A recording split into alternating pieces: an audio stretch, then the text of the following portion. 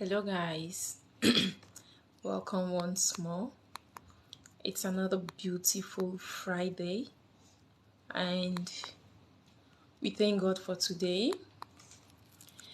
It's another episode for us to discuss about life for Africans in the diaspora, how Africans can manage themselves and their source of income to better their lives and the lives of their loved ones, of their family members, their children, the people that they hold dear in their hearts. So we'll start by welcoming those who are present. If you're just joining, if you're seeing this face for the very first time, my name is Martha Gift, aka Mama BK, and I am the one and only original Mrs. Mayeke. Usually we come on this platform to talk about Dubai, to talk about the diaspora, everything good, everything bad, and even the ugly. We do not limit anything because we believe nothing is actually useless. Hello. Hello, Mr. Good to be real. Thanks for joining. Yeah, so we'll start by welcoming a few participants we have right now. Asian 6112, thanks for joining. Angela Robinson, thanks for joining. Mr. Good to be real, I see you. Thanks for joining. I'm doing great. Rich Auntie, thanks for joining. So, guys, please, if you're just joining, power tap your screen, share the live broadcast so we can get more participants. It's all about you and I. It's all about what we are facing in the diaspora. It's all about how we are managing our finances. Remember, to make money is not easy. It's not difficult, trust me. To make money is very, very easy. Excuse me. Yes, it's easy to make money, but very difficult to manage it. That's the problem we have as Africans in the diaspora. I don't just want to generalize it to the entire world, but whether we like it or not, it's easy for you to make $1,000. It's easy for you to make $2,000. It's easy for you to make $5,000. But manage that $1,000 or 2,000 or 3 or 4 or 5 or 10 or even 20 is the biggest problem we have as humans. Now, bringing it to Africans in the diaspora, if we are using, that is it. We love to spend it. We don't look of possible ways we can invest this income. Hello, Mr. Revolutionary Ideas. Thanks for joining. Pretty Queen, I see you. Thanks for joining. The problem we have is it's either we start learning now how to manage our money, how to invest, what to spend on others, how much to spend on ourselves. The earlier, the better. The legend, tell us to make that $2,000. The legend, oh, let it grow. So true. Yeah, we don't know how or what to invest our money into that would generate more income for us. No, some of us are just contented with earning $1,000. For us who are in the UAE, because your host here is actually in Dubai. Yes, for some of us, I don't want us to look at people earning 10,000 dirhams, 20,000 dirhams. I love these people earning 1,000. They are very, very important. Do you know why? There are thousands of people earning 1,000. And the people earning 10, 20, 30, 40, they are just few. Whether we like it or not, it's just the truth. There are many people earning good money, but there are more people earning just a little. Now, you come to realize that those people earning 1,000 dirhams are the people buying very expensive clothes. They are the people who are cheerful givers. Remember, God loves a cheerful giver. They are so generous. They are open-handed. That's how we call them. Say your hand over open. They are givers naturally. I don't know if I should use the word poor, because to me, I believe being poor is not by how much you have in account or what. No. If you're poor upstairs, if your mindset is that of a poor man, that's when you're poor. If you have nothing in your brain, you don't have any sense, you lack common sense, then you're a poor man. But for he who is very smart, intelligent, full of wisdom, you're rich. You're rich. Like, to me, I believe, if we as believers, as Christians, if we are praying, one of the prayer topic we should never ignore, or we should never pray without mentioning it, is praying for wisdom. When you ask God for wisdom and he blesses you with that, trust me, every other thing will accompany that wisdom. Because wisdom will direct you, will guide you on how to make money. Wisdom will direct you or guide you on how to live your life, how to manage situations, how to manage challenges when they come. So, as Christians, as believers, I strongly believe we should be praying more for wisdom on how to face the life that God has given us. God has blessed us with life. It's not easy. There are thousands of people who wish they were still alive in good health, but you and I are still here. We have good health. We have our lives. Some of us have our families. We have our loved ones very close to us. But if you're not still praying for wisdom, because it's not something you pray for just once, you have to keep praying for it. You keep praying for wisdom more and more, because they say learning never ends. Like they say, learning is better than silver and gold. Why? Because silver and gold will vanish one day. But learning will never decay. It never goes bad. It never spoil. So, we are usually live every Wednesday and Friday, 7 p.m. UAE time and 4 p.m. Cameroon time. We are live to motivate ourselves, to encourage ourselves, to discuss about the harsh realities of what is happening to Africans in the diaspora. We discuss the good, the bad, and the ugly. We encourage Africans to share their experiences, to share their stories, no matter how bad it is. That story, that experience that you're looking at, that is so bad, is just the word, is just the testimony that someone out there needs to hear. Is the testimony that maybe the person in your room, in your bed space, there is someone laying down there. If you talk to the person one-on-one, maybe they will not understand. But maybe by coming here, behind your screen, behind your keyboard, behind your mic, talking about it, maybe the person is actually listening to us. Those things you cannot tell them. Share it with us. They are there, whether you like it or not. There are some people who love you, who love what you're doing, but they'll never appreciate you. They'll never talk about it. They'll never tell you. But key door. Yeah, one of them, they open the other door.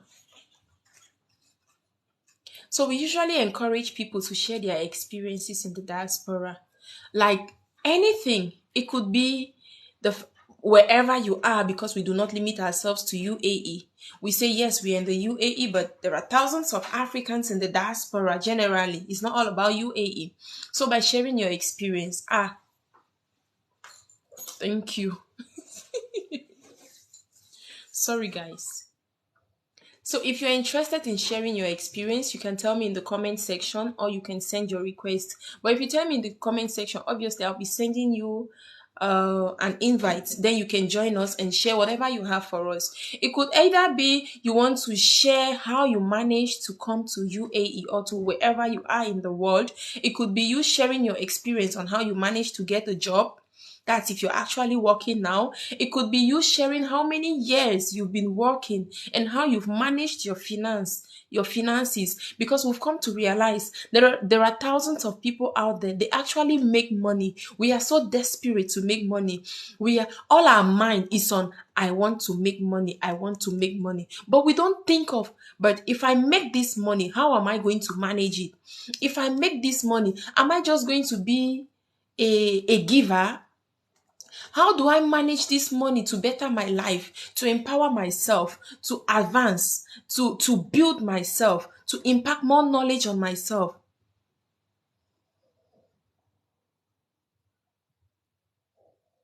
Okay, we have Mr. Kiddy Worldwide. Greetings to you. First, he started by I need a lady. Bro, here We are not sharing ladies, we are not sharing women, we are not matchmakers. Then the second thing is, do you have someone is a motorcycle mechanic free job in my company? Please tell us the name of your company, because usually we do our own little background checks before encouraging someone to maybe contact you. First, you need to give us the name of your company, and I will request that you come up here and enlighten us more about the company, because obviously we have thousands of Africans who are jobless.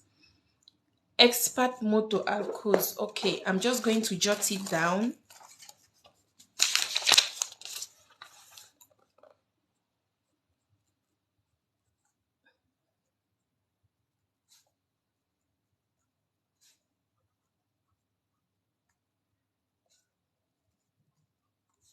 Thank you so much. He says he needs a motorcycle mechanic. Okay. And your name is Mr. Can we get your real name?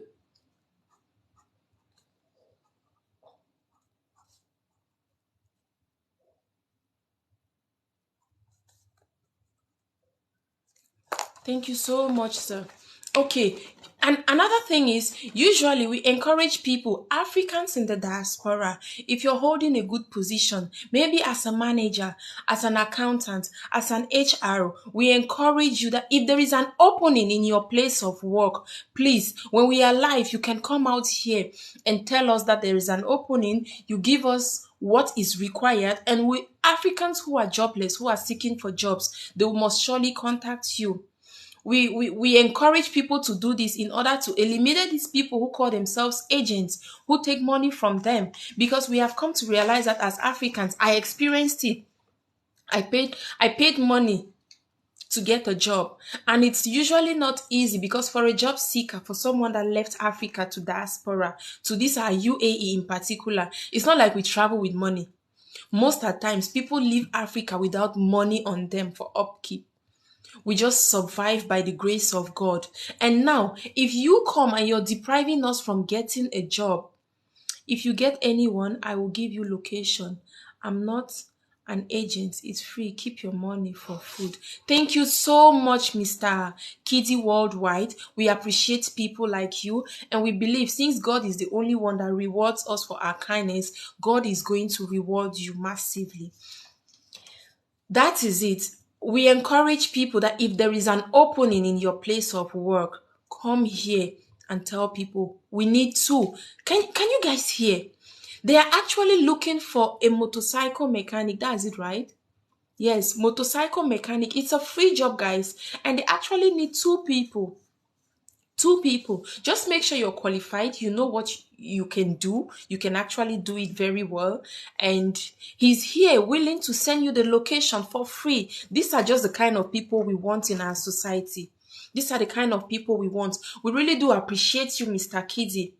God will reward you. God will reward you. Now back to what we were discussing about, guys. I brought my brother from Ghana last month. He is working now. Wow. Wow. Amazing. Oh my God. I'm just loving you so much. Thank you so much, Mr. Kiddy. God will bless you. God will bless you. We need more people like Mr. Kiddy. You writing me behind your camera, you watching me right now. If you know you're working somewhere and there is an opening, please tell us. Our people need it.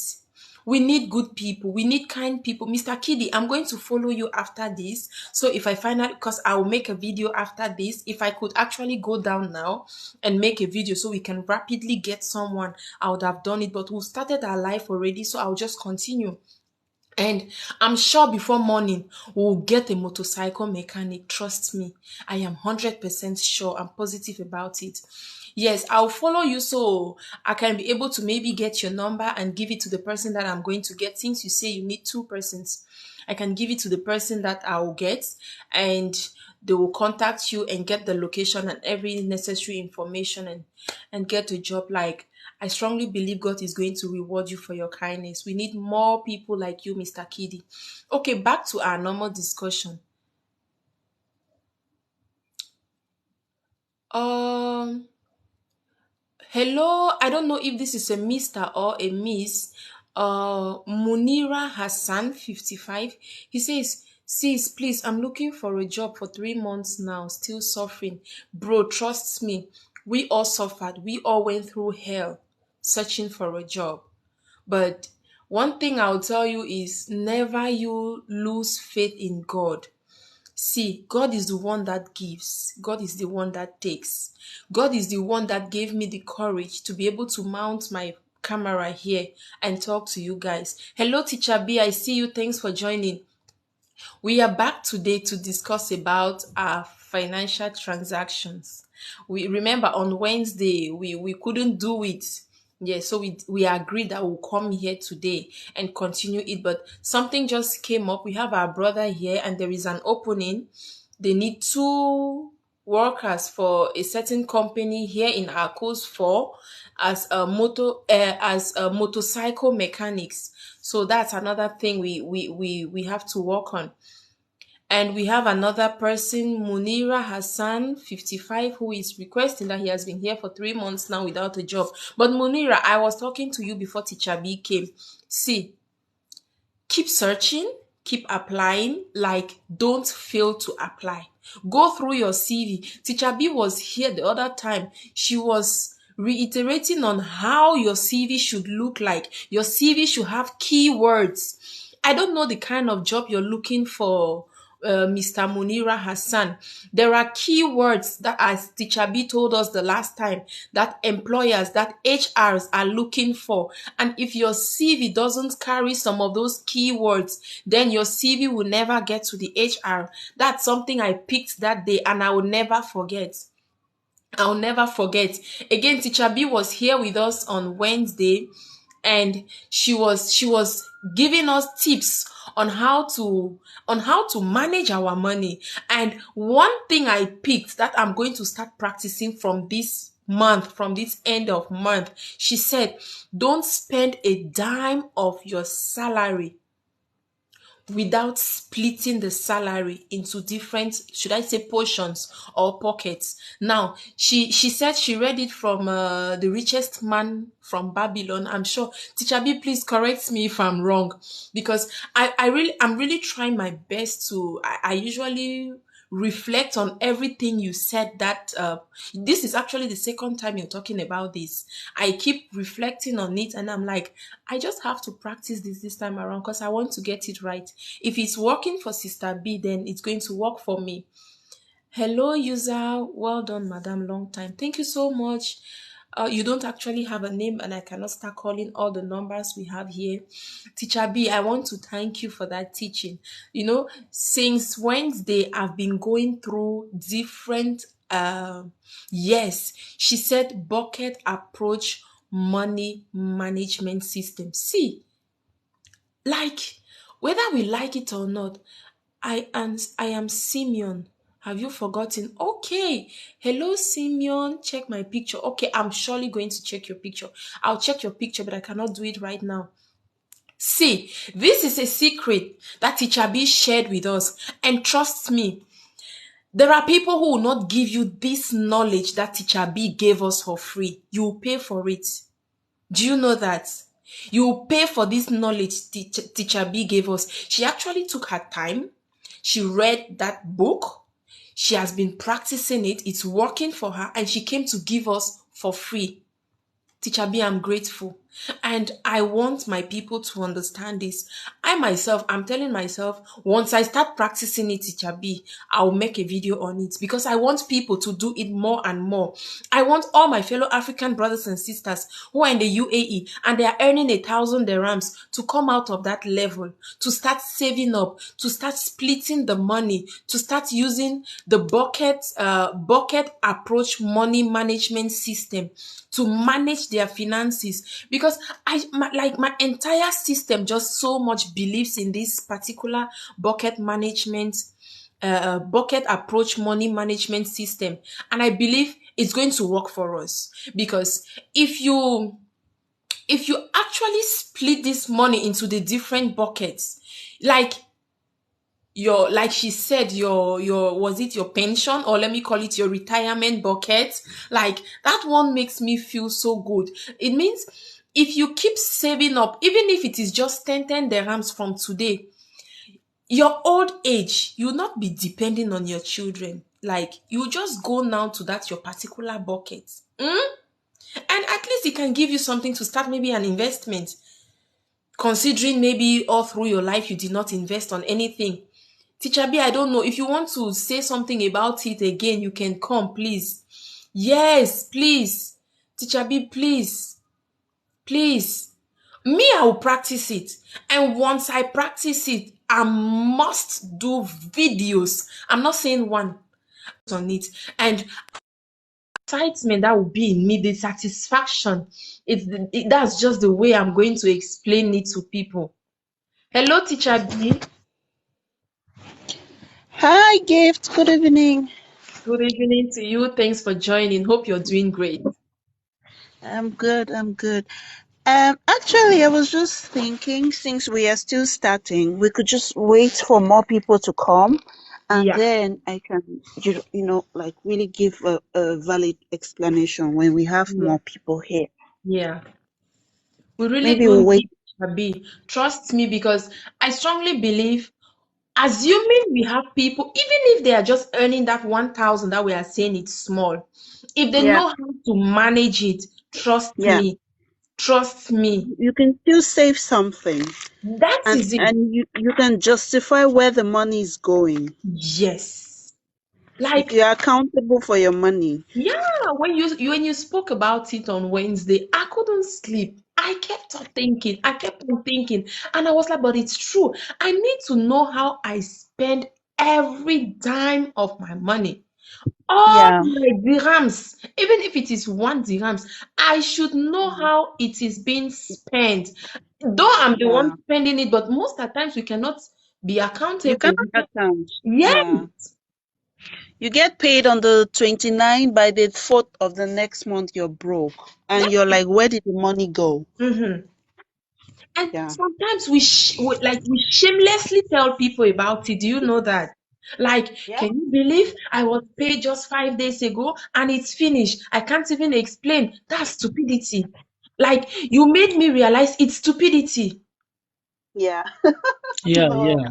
we're all Teacher learning, B, actually. uh, good evening to everybody in the Good house. evening, Mr. The Legend. Yeah, Teacher B, I'm also with our sister Gift to also appreciate. I was also practicing that thing, but I did not know that I'm practicing it because they teaching on Wednesday like that. After the teaching, then I sat down. I tried to see how I'm handling my money. Then I came to realize that I was practicing what you told us, but I did not know that that is a principle. So one Yeah. thing I want to say is that I will encourage myself again to do it because now Yeah. I am fully aware that I am more conscious. I will be more conscious of it now because Yeah. I can say before I was doing it without a really good understanding, but I could see that I was like moving to a good direction. Mm, Yeah. So I will do it more courageous now and to be steadfast. So I want to say thank you again. And thank you again also for giving us more light about that, the richest man in the Babylon. I've yeah. once read that book again. Even right now, I'm still reading the book. You So may not I really, even you may not even need to read like the hard copy. On YouTube, there's a summarized version of it. We can have Really? the okay, ones for 2 hours, 3 hours. You can download the audio version and listen to it on your way to work, in the metro, or in the bus. You just Wow. listen to it. Wow. When you're going somewhere, oh, you can just Mm, listen to it. There's a summarized version of the entire book on YouTube. You can download it. You want 6 hours, you want 2 hours, you want 1 hour, depending on what you want. Just wow. check for um the the summarized version Mhm. or lessons from the richest man in Babylon. You will hear of the money lesson. The money lesson is the one that speaks of this money management system. There are so many lessons in the book: how to make money on investment, how to make investment decisions, evaluating your investments before you you put your finances. There are so many lessons in that book. There is Wow. that book, and there is the other one by Robert Kiyosaki, Rich Dad Poor Dad. I encourage all my friends to read that book. Like, Mhm. it gives you like a completely different approach or a way of viewing finances. The Richest Man in Babylon, for me, it works magic when it comes to money management. It really just teaches you simple ways of handling money. Like, it makes you to be conscious of your Mhm. spending. You're very conscious of spending. You don't just throw money around anyhow. Before you remove money, you ask yourself, where am I taking the money from? Where is it going to? Like, and I just hope more people can come so we can talk, and I'll talk about some tips too, especially here in the UAE, tips on how you can save money. The problem with this money management thing, it's not even your abilities to practice it. It is you deciding and taking that discipline, the initiative, first of all, to discipline yourself to do it. Because it's not how much you're putting. You can have those 5 envelopes and you put 5 dirham, 10 dirhams, 15 dirhams, 20 dirham. It is okay. The problem is for you to have that habit in place first. If you can have Yeah. the habit, that's how you will start increasing from your 5 dirhams. You start increasing them to 15, 20, 50, 100 dirhams in the envelopes. So Hmm. the problem is for you to have conceive that habit. Try to maintain the habit. Discipline yourself To be, to maintain to the be habit first. consistent. To be Yeah. If you consistent, can, yeah. that's the first problem. It's not even about creating the buckets. It is you having that ability to discipline yourself to maintain the habits. If the habit Mm. is in place, then everything will just fall in place. Wow. Okay. She makes it seem so easy, and it's actually easy. Yeah, It's actually easy. You know, actually, it is. Consistency is a Teacher problem B, now. Yeah, I feel like since I have this burden in my heart, in me, it's because there are thousands of Africans out there. I really love using this UAE as a case study because, yeah, for sure, because I don't have experience of any other country. But the thing is, for us in the UAE, like we are used to, hello, I have headache, please. I need 1,000. We send it, even 1,005. yeah, Hello, I have fever. Please, what can we do? Okay, Mama, I'll send you 5,000 within a month. But we are the ones earning the least. This UAE. exactly, We are not making the money compared to people in other countries. exactly. We are living, I'll say we are living like beggars, but we are actually working. But it's like we are begging to maintain these jobs. They can kick us out any day, anytime. And if they should just wake up today and say they don't want Africans at all in this UAE, trust me, there are so many Africans who will be going back home with nothing. Why? Because Exactly. they Yeah, have you not have it. even It's Yeah, they true. have not even come to the realization that they are spending their money the wrong way. They have not even come to the realization that there is something waiting for them as old age. It's like most of us have not thought about our retirement age. Do you know that? yeah, Yeah, yeah. yeah. And we don't think it's a problem. So since I'm restless, I'll keep reminding people it is a problem. If Honestly, you're it not is. thinking about your old age, then there is something wrong with you. Then you're thinking you're going to die young. And I don't think there is anybody who wants to die young. Yeah. For You You know, sure. know, gift. You know, the richest man in Babylon speaks of actually 5 baskets. I have 7. I have 7. Wow. The other two I created was, do you know there are people that if you fall sick now in Dubai, they don't have 1 dirham saved somewhere for their health? there For is So sure. It's I, true. I created like an extra envelope for my health. So every month you can drop something there, even if it's at the end of the day, if you don't fall sick for like 2, 3, 4 months, you still discover that you have extra savings somewhere. yeah, So what I do with that envelope is that health envelope. I just drop money there in case I fall sick or in case something happens and I need to go to the hospital or something, at least I have something I've been keeping for that purpose.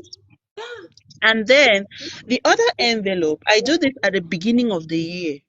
I write down every possible event that warrants me to spend money Mm. for that year. It could be Wow. my friend's birthday, it could be my brother's birthday, it could be somebody's wedding, any event that I know will warrant me to spend money that year, I write it down. The secret Mhm. is to write as many as possible, because Yeah. once you have these projected expenses already, you can start dropping money for that in that Wow. envelope. That's what I do. Amazing. So when, let's say, okay, my friend's birthday is coming up in June, I can start saving, like from January. I start keeping 100 dirhams. By June, I will have 600 dirhams to buy her a gift.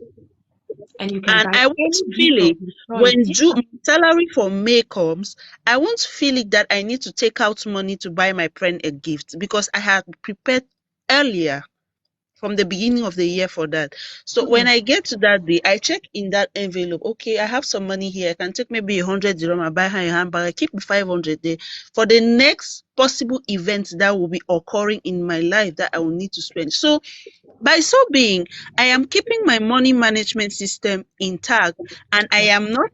I'm also socializing with my friends. I'm giving them gifts, and everything is being managed in an organized way. I don't know if you're writing what I'm saying. Or We are getting you. We are getting you, man. We are getting you. We are getting you. It's just that when you are speaking like that, when somebody who knows something is speaking, it's just somebody like me. I'm just quiet. Yeah, I'm just quiet. I don't need to move. Yeah, I'm not because to me I have a little bit of knowledge, but when I see somebody who has more, I'm just quiet. So when Yeah, like we are assimilating it.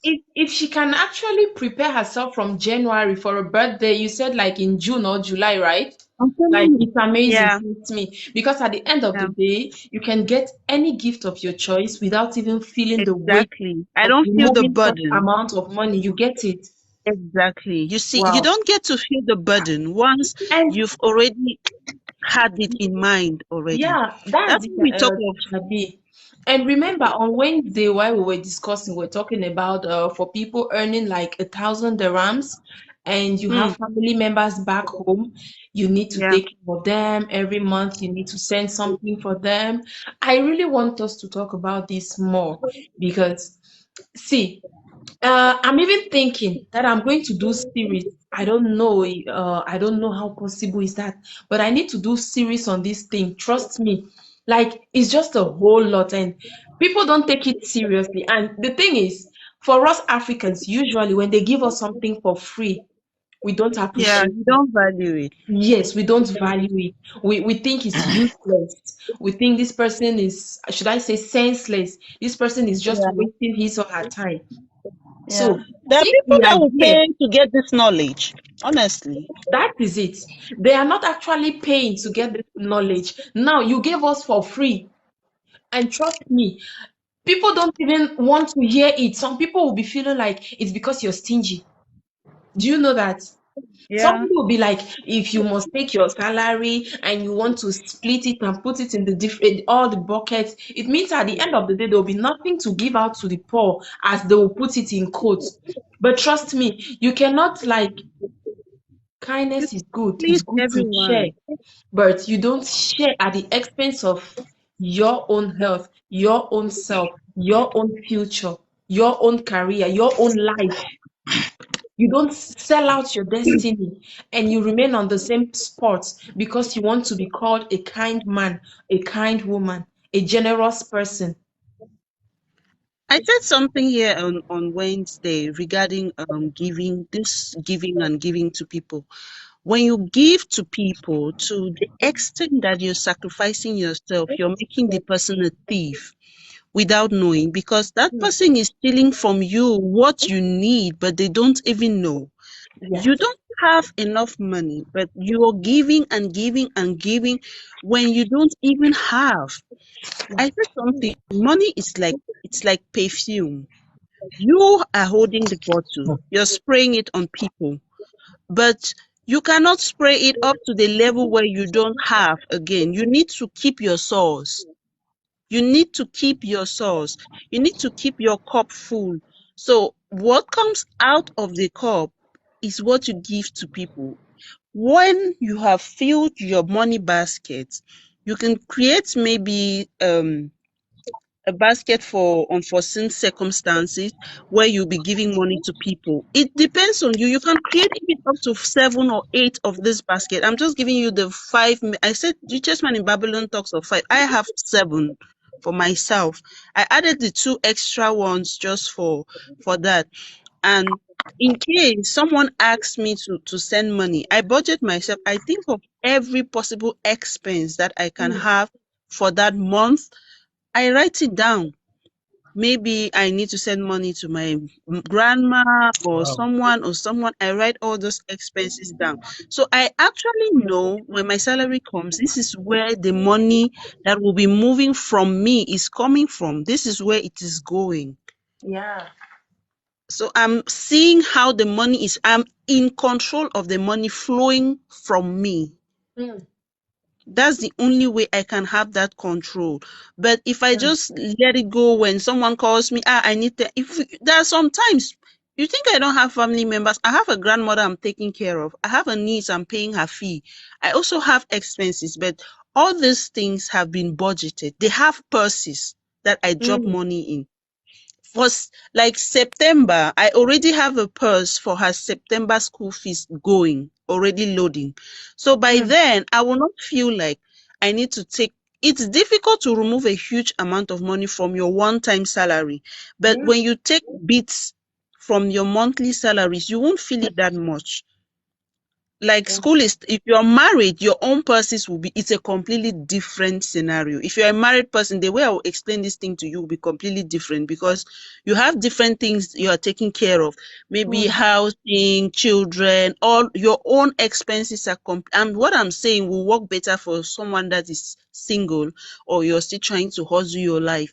It can work better for a couple or married people. It's a completely different thing. They will have more buckets and more things, more responsibilities to do, and it will be easier to do also as a couple if you already forecast. I say I like to forecast, provide solutions before the problems even come. That's Thank how I live you. my life. You know, when you try to do that, some people will take it as you're always expecting problems. Do No. yeah, teacher B, trust me, it's true. No.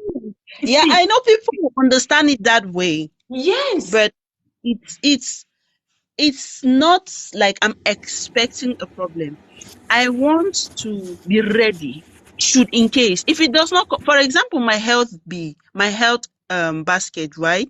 Mm. I've been keeping money there. It should in case I can collapse one day, things can happen, something can happen one day, and they have to rush me to the hospital. Okay, if by the end of this year in December I pick up that envelope, do you know how much I will have inside? I could use that money, go maybe for a cruise or a vacation somewhere, or I can take the money, add it to my investment envelope, and Yeah. it makes it bigger. You Yeah. understand? So it still works better for you. Mm-hmm. If those things you're putting your mind on do not come, then you take the money, put it into something better. Or, for example, now this money I'm keeping in December when people are struggling with, I have to send money for this one, for Christmas, for this, for this, for this. I can easily pick up that one. The money I've been saving for my health from January to then. Okay, God willing, I did not fall sick throughout the year. I take that money, I can easily say, okay, let me share it to family for Christmas. That way, Mm. I don't feel that burden of Christmas money from my November salary. Wow. Thank you so much, teacher B. Um, we have a few guests more, so let's listen to them, please. That lady doesn't have one breast. That lady doesn't have one breast. The one, that one.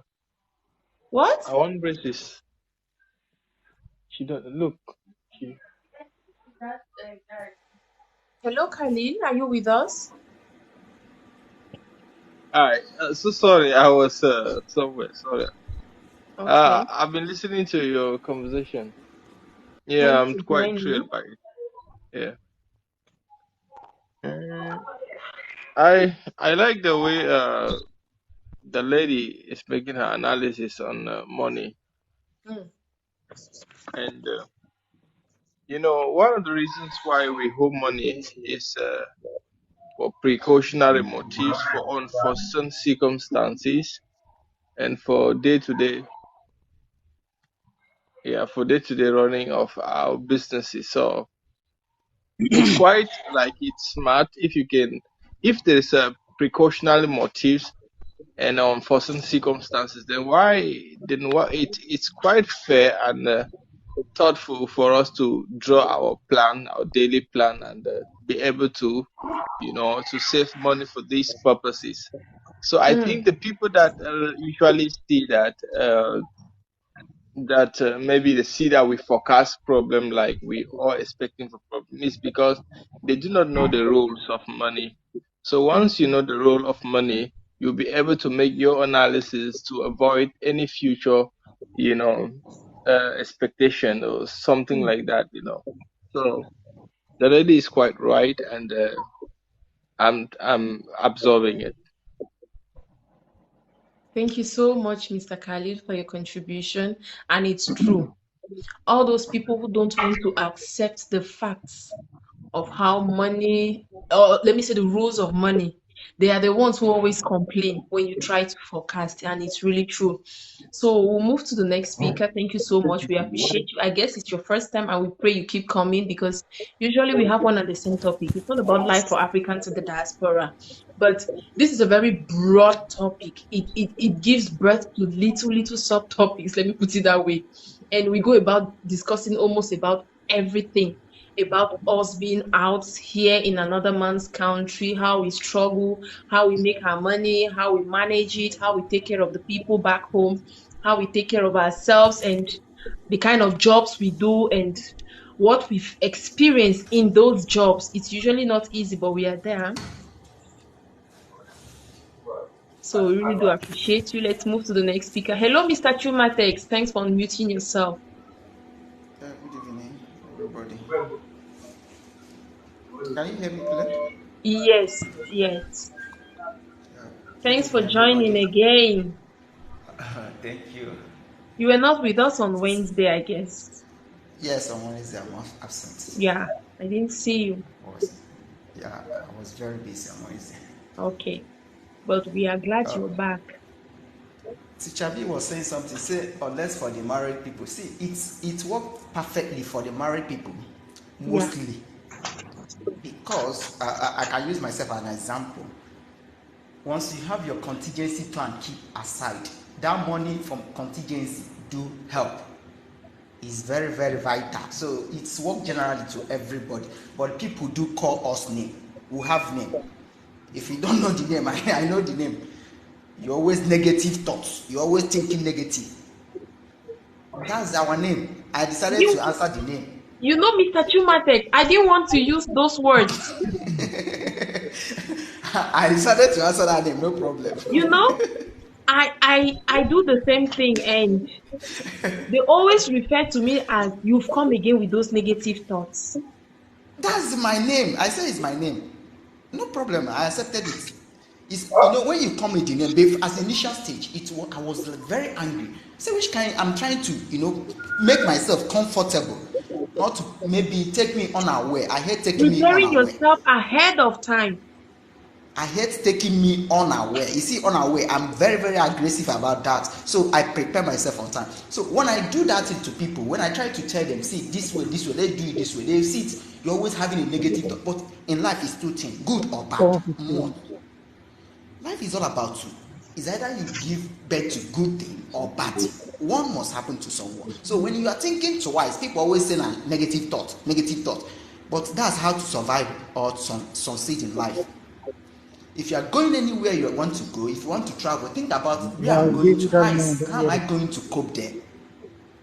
You are For you going to to think Canada. that you are thinking about how to cope there, You, what and what will I do? What if I go there it doesn't work? If I come back to my country, how will I They will say, why are you thinking about coming back? But some people are still coming back.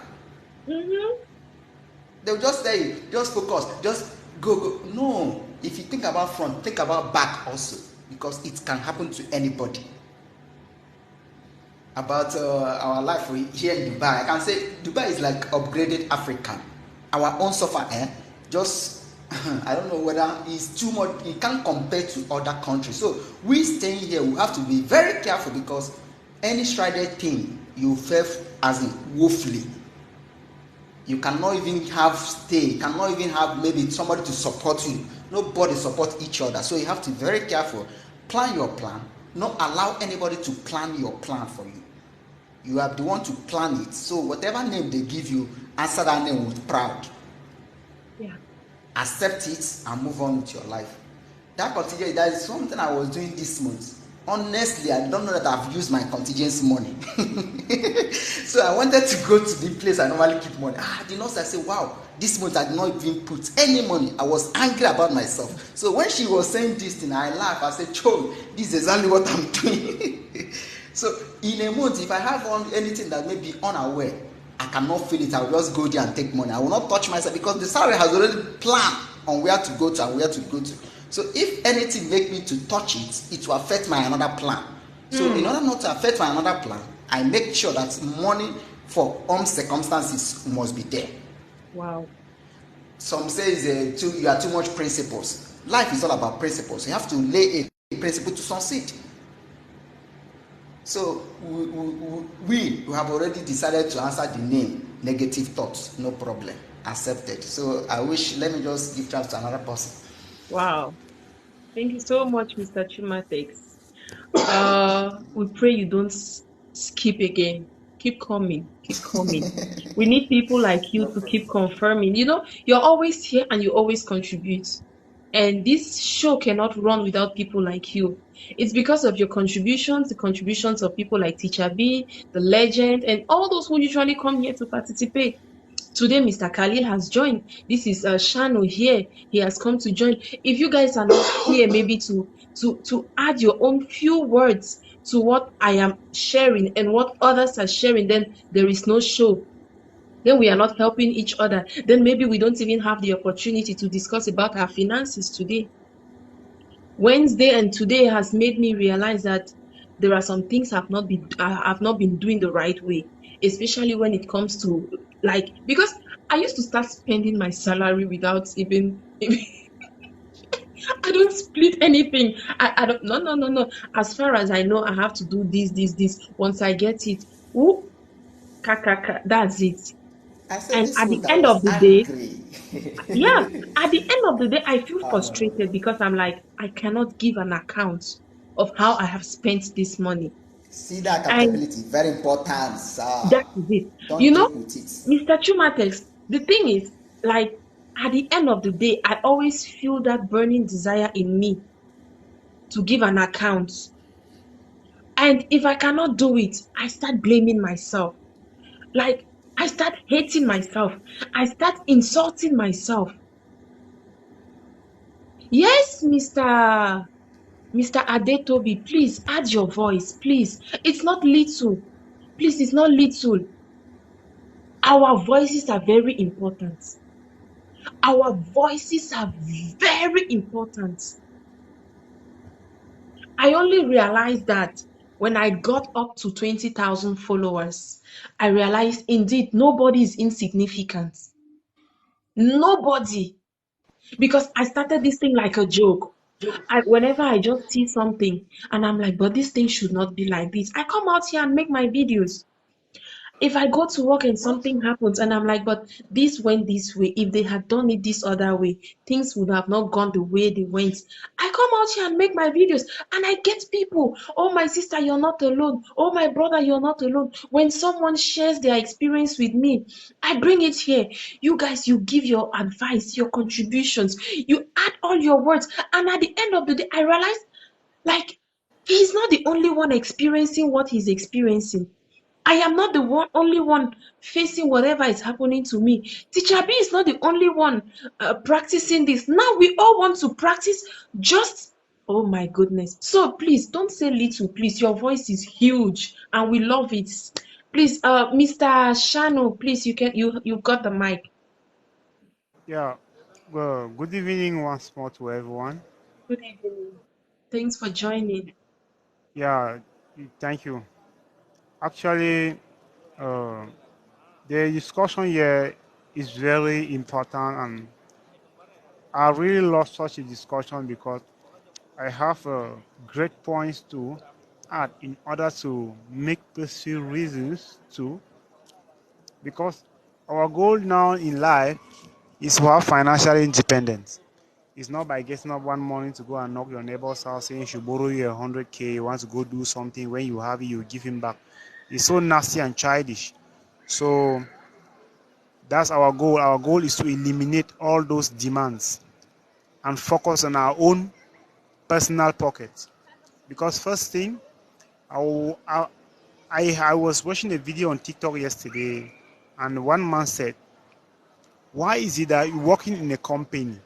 Your boss will tell you to do something. You are really forced to do it. You really know you will do it, and you end up doing it. You are very disciplined to your boss, but you are not disciplined to yourself. Why do you keep on giving promises to your own self, but you don't fulfill those promises? I will do it. I will do this. I will do this to myself, but at the end, you don't even do any.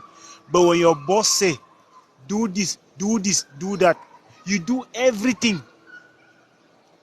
But you are even more respectful to your boss more than yourself. That is where we are failing. That is where we are failing.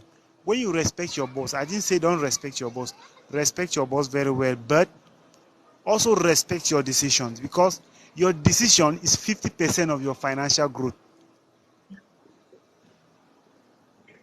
Your decision is 50% of your financial growth. If you are not contented with the job you have, why don't you learn another skill? How do you learn this skill? By exercising just one hour every day in 1 year. You combine those one hours together and you see how many hours or how many weeks you have gone in for that new course.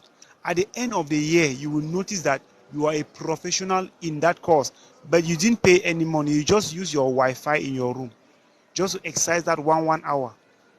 You see those one hours to be small, but just try it. At the end of the year, at the end of the course, you will see the great reward. Even when you go for an interview, concerning concerning the new course you've learned. When they ask you a question, just your way of responding, your boss even thinks that you have once worked that thing, but of which you have just been dealing online. You've just been dealing online. Why? Because you exercise patience. You were so disciplined to yourself. When you're disciplined to yourself, then the universe rewards you. When you are disciplined to yourself, the universe rewards you. So I'll always encourage people. And secondly, pay yourself. Any work you do, I know you have families back home. Oh, sister, we don't have money. We don't have money. Yes, I've heard. When I have it, I give you. But when you receive your salary, my sister, my brother, pay yourself. Because if you die in abroad, they will help you and shed tears very well. They will bury you. They will give you a befitting burial. They will shoot guns on the air. They will shoot guns in the air. But after 1 month, the memory will begin to die in their mind, and they will tend to forget about you. After Hmm. 10 years, when they bring when they call back your name, they say, that's something we've forgotten already. Now, why do you keep on bringing old memories? But you need to pay for yourself. You need to pay yourself. The work you've done, you need to pay for yourself. So that's the little contribution I brought today. Guys, stop using little. Not like your contribution is not little, Mr. Shanu. Like you just reminded us about life after death. Like once we are gone, after 10 years, just like you rightly said, after 10 years, they don't want to remember us again. When they even look at your child and they're like, oh my God, if your father was alive, he would have sent you to a boarding school. And you can, oh my God, please don't talk about Thank you so much for your contribution. But that's just a reminder, You're whether we like welcome. it or not, always learn to pay yourself. Paying yourself, you can maybe take yourself to a restaurant, a nice restaurant, and eat something nice, and you call it that's your pay. Or maybe you can save 1,000 somewhere and say that's your pay. Or you can get something nice for yourself, maybe a good dress, a perfume, a shoe, a beautiful hair, just like mine, and you say that's your pay. It all depends on how you want to pay yourself. But it's And always your hair looks advisable to good. pay yourself. It makes you feel comfortable with your own self. Like Mr. Shanu, see, there's something. Ask everybody who has been sending money back home. When you send money to those people and you don't save something for yourself, you don't save enough to feed yourself, that day you will go hungry. That day you will sleep hungry. Do you know how much you hate yourself for not saving for yourself, for not paying yourself? Imagine. Yes, the frustration, the hate you feel for yourself, especially when you realize those people back home don't appreciate it. Yes. You hate yourself. The You people hate here can yourself. testify. There are so many people sending money back home. Those people don't appreciate. And if you don't pay yourself, there is always a day you regret it. You're always like, but these 500 dirhams that I sent, I was even supposed to send maybe 100 or two and keep 300 for myself, for my upkeep. So, guys, please Yes. always teach yourself to pay yourself first. Pay You are yourself very first. right. Because, like Mr. Think with me said on Wednesday, feed the body that works the money. It's this body that wakes up every 6 p.m. to get ready and report for work. So, why is it that you wake up every early morning, prepare yourself for work, and when the money comes, you forget yourself? And it's true, those people back home, they are living a better life. They are eating good food. I mean, fresh, organic food. They sleep in good beds. You're here sleeping in your bunk bed and you're taking your 1,000 dirhams, selling 600 to them, keeping 300 for your bed space, and you have maybe just 100 for your feeding. You end up eating paratha and chai, kobos. Sister, should I tell you something? Go ahead, Just bro. just to add to what you said, right? Hmm. When I came here in Dubai, I told my family, please, with due respect, give me 2 years, let me settle. Because I came here, I made just 3 months. They started calling me when I don't even have a job.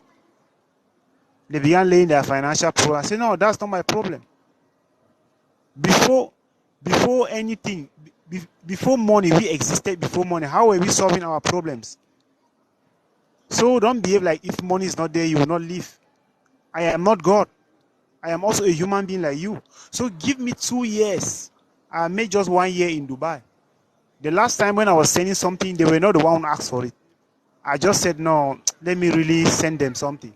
Because I started working, it's been 8 months now. But the way I program everything, I told them, give me 2 years. Because the job I am doing now is not well paid. I need to save money and invest for myself and see my money grow before I should. Because this money I'm working, I see it as a seed. You don't expect me to carry all my seeds and give you.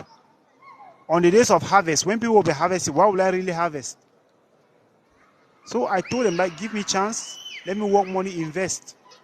Therefore, if I cancel if my visa get finished and I see another job that pays very well, from there people can start eating money.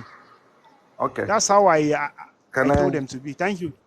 Thank you so much, Mr. Shano. We pray you keep coming because your face is like today is your first time, but we pray you keep coming. We appreciate you for your contribution. Okay, the next is Mr. Adetobi. Thanks for joining the live broadcast. We appreciate you because we notice as well that it's your first time. Yeah, I was just passing by, and I tried to listen to the conversation, and I was interested, and also let me add my little voice, like I said. Thank you so much. Again, I'll remind you, your voice is not little. Guys, please stop using little. Our You know, voices are very important to our society. thank Very, very important. thank you. The issue of finance is unfortunate that a lot of us are taking it. We are very, very unserious about it. And that is why we remain where we are. And I'm going to share some points with us why so many of us, we try as much as we can to make sure that we liberate ourselves from poverty, but we still remain on the same spot. I'm going to share about 3 or 4 points with us why so many of us still remain poor, even though we try to empower ourselves financially. Number one is responsibility. When you engage yourself in too many responsibility, you will continue to remain poor. You cannot solve all the problems on this earth. And when you carry responsibilities that are more than you, it takes money out of you. And you realize that even though you try to save, but because you take more than enough responsibility on your shoulder, the little that you are saving is also going away from your hand. I will tell you a small story. One day, my younger brother called me and he said that his house rent is due in the city, that I should please come and pay his house rent. I asked him, I said, if I pay your house rent this year, what will happen next year? You will still come back to me to pay the house rent. From the city where you are staying and our town is no more than 35 minutes to 40 minutes drive. And our father's house is there. You have a vehicle that you are driving. So you cannot go and live there. You want to pay rent and you don't have money to pay. Please, my brother, go back to the village and take any room that you want to take there and live there. He didn't like it, but later he came back to me and he said that advice I gave him, that in fact, how he wished that he has taken that advice long time ago. See, when people are calling you a breadwinner at home and you jump up, you are celebrating your failure because you think you are truly the breadwinner. No, you are not. When you are the rich man among the family, in fact, you are even poorer than them because everybody will depend on you. And if you don't have discipline to know the responsibility you are going to take and the responsibility you are not going to take, but because they are celebrating you as a breadwinner and you continue to take all manner of responsibility, I tell you, gentlemen and ladies, you will remain poor because you will not grow. And I will shock you.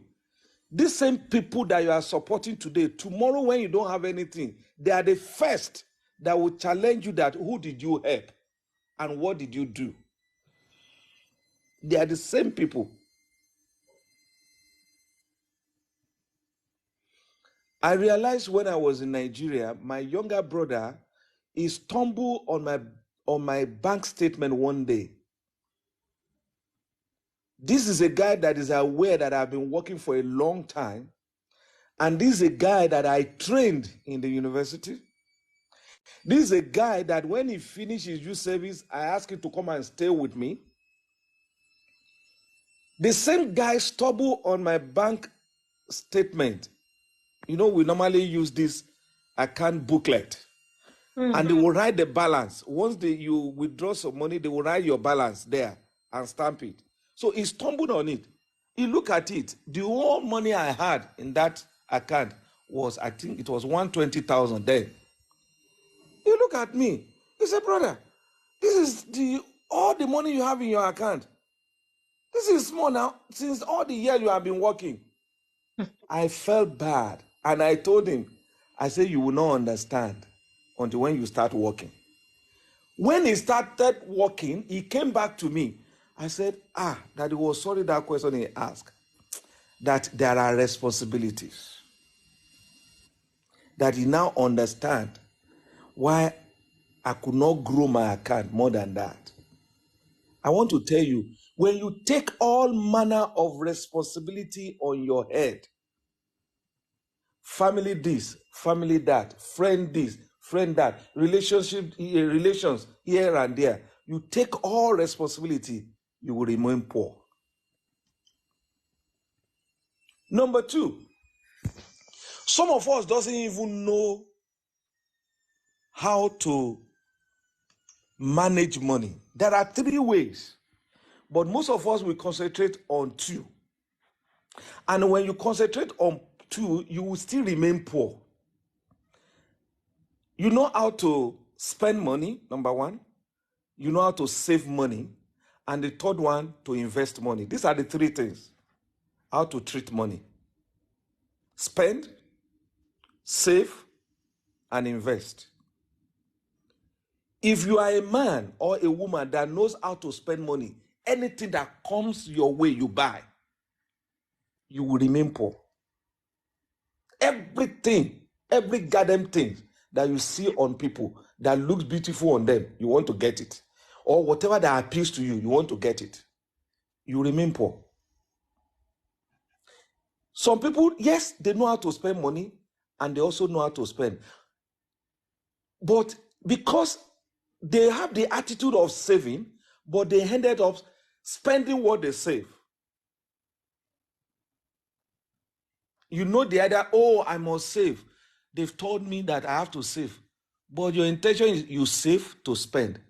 When you save to spend, you still remain poor. But when you save to invest, that your investment may be very small, because a lot of people will say, look, my salary is very small. How much do you want me to save? Let me tell you something. No matter how small your salary is, save as much as you can save from it, no matter how small it is. Because it's not the saving of 1 month that we are talking about, but the accumulation of savings over the years. I will give you an example. 2 guys, they were chain smokers, the 2 of them. Somebody advised them and said, you guys can smoke. Can you guys just stop smoking? One accepted to stop smoking. The other one kept on smoking. So the friend advised, said, look, we are both smokers. We got the advice from the same person. I stopped smoking. But you are still smoking, my friend. Can you stop smoking? He said, my friend, I cannot stop smoking because it's part of my life. I said, okay, fine. You know what this other friend now did? Every single time the other friend goes smoking, he will remove the exact cost of that cigarette and save it. If this guy smoke 1 packet in 2 days, his friend will save the equivalent amount of that 1 packet in 2 days. He will save it somewhere. Until after 1.5 years, he brought out the money. He said, my friend, see the money I save extra, apart from the normal money that we all save. Look at the money I save. He said, oh boy, how did you realize this money? How did you get this money?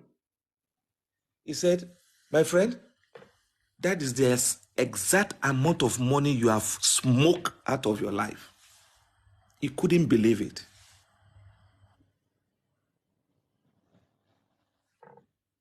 You may say you cannot save. If you are anywhere in the world, even if it is $10, if it's 10 naira, if it's 10 dirhams, whatever currency they are spending, from your salary, you need to have a schedule. I will pay my house rent from my salary. This is the amount. I will feed myself. This is the amount. I will pay my house rent. I will do this. Put them. I will give my parents this amount. Put it down. Okay, contingencies. This amount, I will put it down. The remaining, I'm going to save it. And be very strict with it. You need to be very disciplined.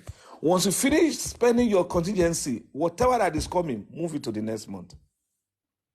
If you don't have this strict plan on saving, you will never save anything. But savings cannot make you rich. It's an investment. You know, I said, okay, from this little money that I'm earning, can I really save? I mean, can I really invest? Yes, you can. There are some investment that you only be paying certain amount of money every month. And they'll be buying some shares for you. They'll be investing in some businesses for you. I'm not talking about the one that you give them certain amount of money. They'll say, okay, we're going to give you this interest. No, I'm not talking about multi-level marketing. No. I'm talking about financial investment that are you will sign up for this depending on your income. You sign up for this financial investment whereby you can be paying certain amount of money every month based on your salary. Because okay, my salary is 100,000 naira in a month. Okay, I can be contributing 5,000 every month for an investment, and they'll be giving you feedback on your investment, how you are growing. What can really make a man to make money is investment. Number 3 that I will talk about, who are your friends? Who do you surround yourself with? I'm sorry to say, if you surround yourself with poor people, you continue to remain poor. Because there's nothing special that you're going to discuss that is going to give you. See, money is all about information. How do you get information? The information you get. Adetobi. Yeah, I'm not like trying to cut you down, okay? I just want to add something to what you said. Poverty and riches are contagious. If you want to be rich, work with rich people. If you want to be poor, now continue working with poor people. Thank you. That's what I wanted to say. Okay, thank you. Yeah, that's the angle. That's the angle I'm also going. That's why I want to give us these 4 tips. And I've spoken about 1 and 2, and this is the 3rd one. Thank you, my brother, for coming up to also confirm that statement. Who are the people that you mingle with? Who are the people that you surround yourself with? It will also affect your thinking. See, when you move with people that knows how to invest, that knows how to turn the little money they have into something big, if they are the people that you move with, you begin to think along that line. But if you move with poor people that the only thing they talk about is girls, it's about how to spend, it's about how to go only on vacations, that will be your model, that will be your style of life that you also be living, because those are the people around you. See, me as an example, in fact, I entered into the university far ahead my contemporaries, because then I moved with people that are already seniors in the universities, people that are already in year 3 final years in the universities. Those are the people that are my friends when I was very young. And I was not thinking about any other thing than to enter university because I want to be like them. So among all my mates, I entered university ahead of all of them, because the people I associated myself with, they are the people that are already up there. When you move with people of the same thought with yourself, people that are poor-minded, people that doesn't place priority on financial liberation, you will continue to remain poor. Because, like my brother said now, it's contagious. When you move closer to these people, it will rub off on your own thinking, and you begin to think alike. and you begin to do things that ordinarily you think you cannot do, you begin to achieve it.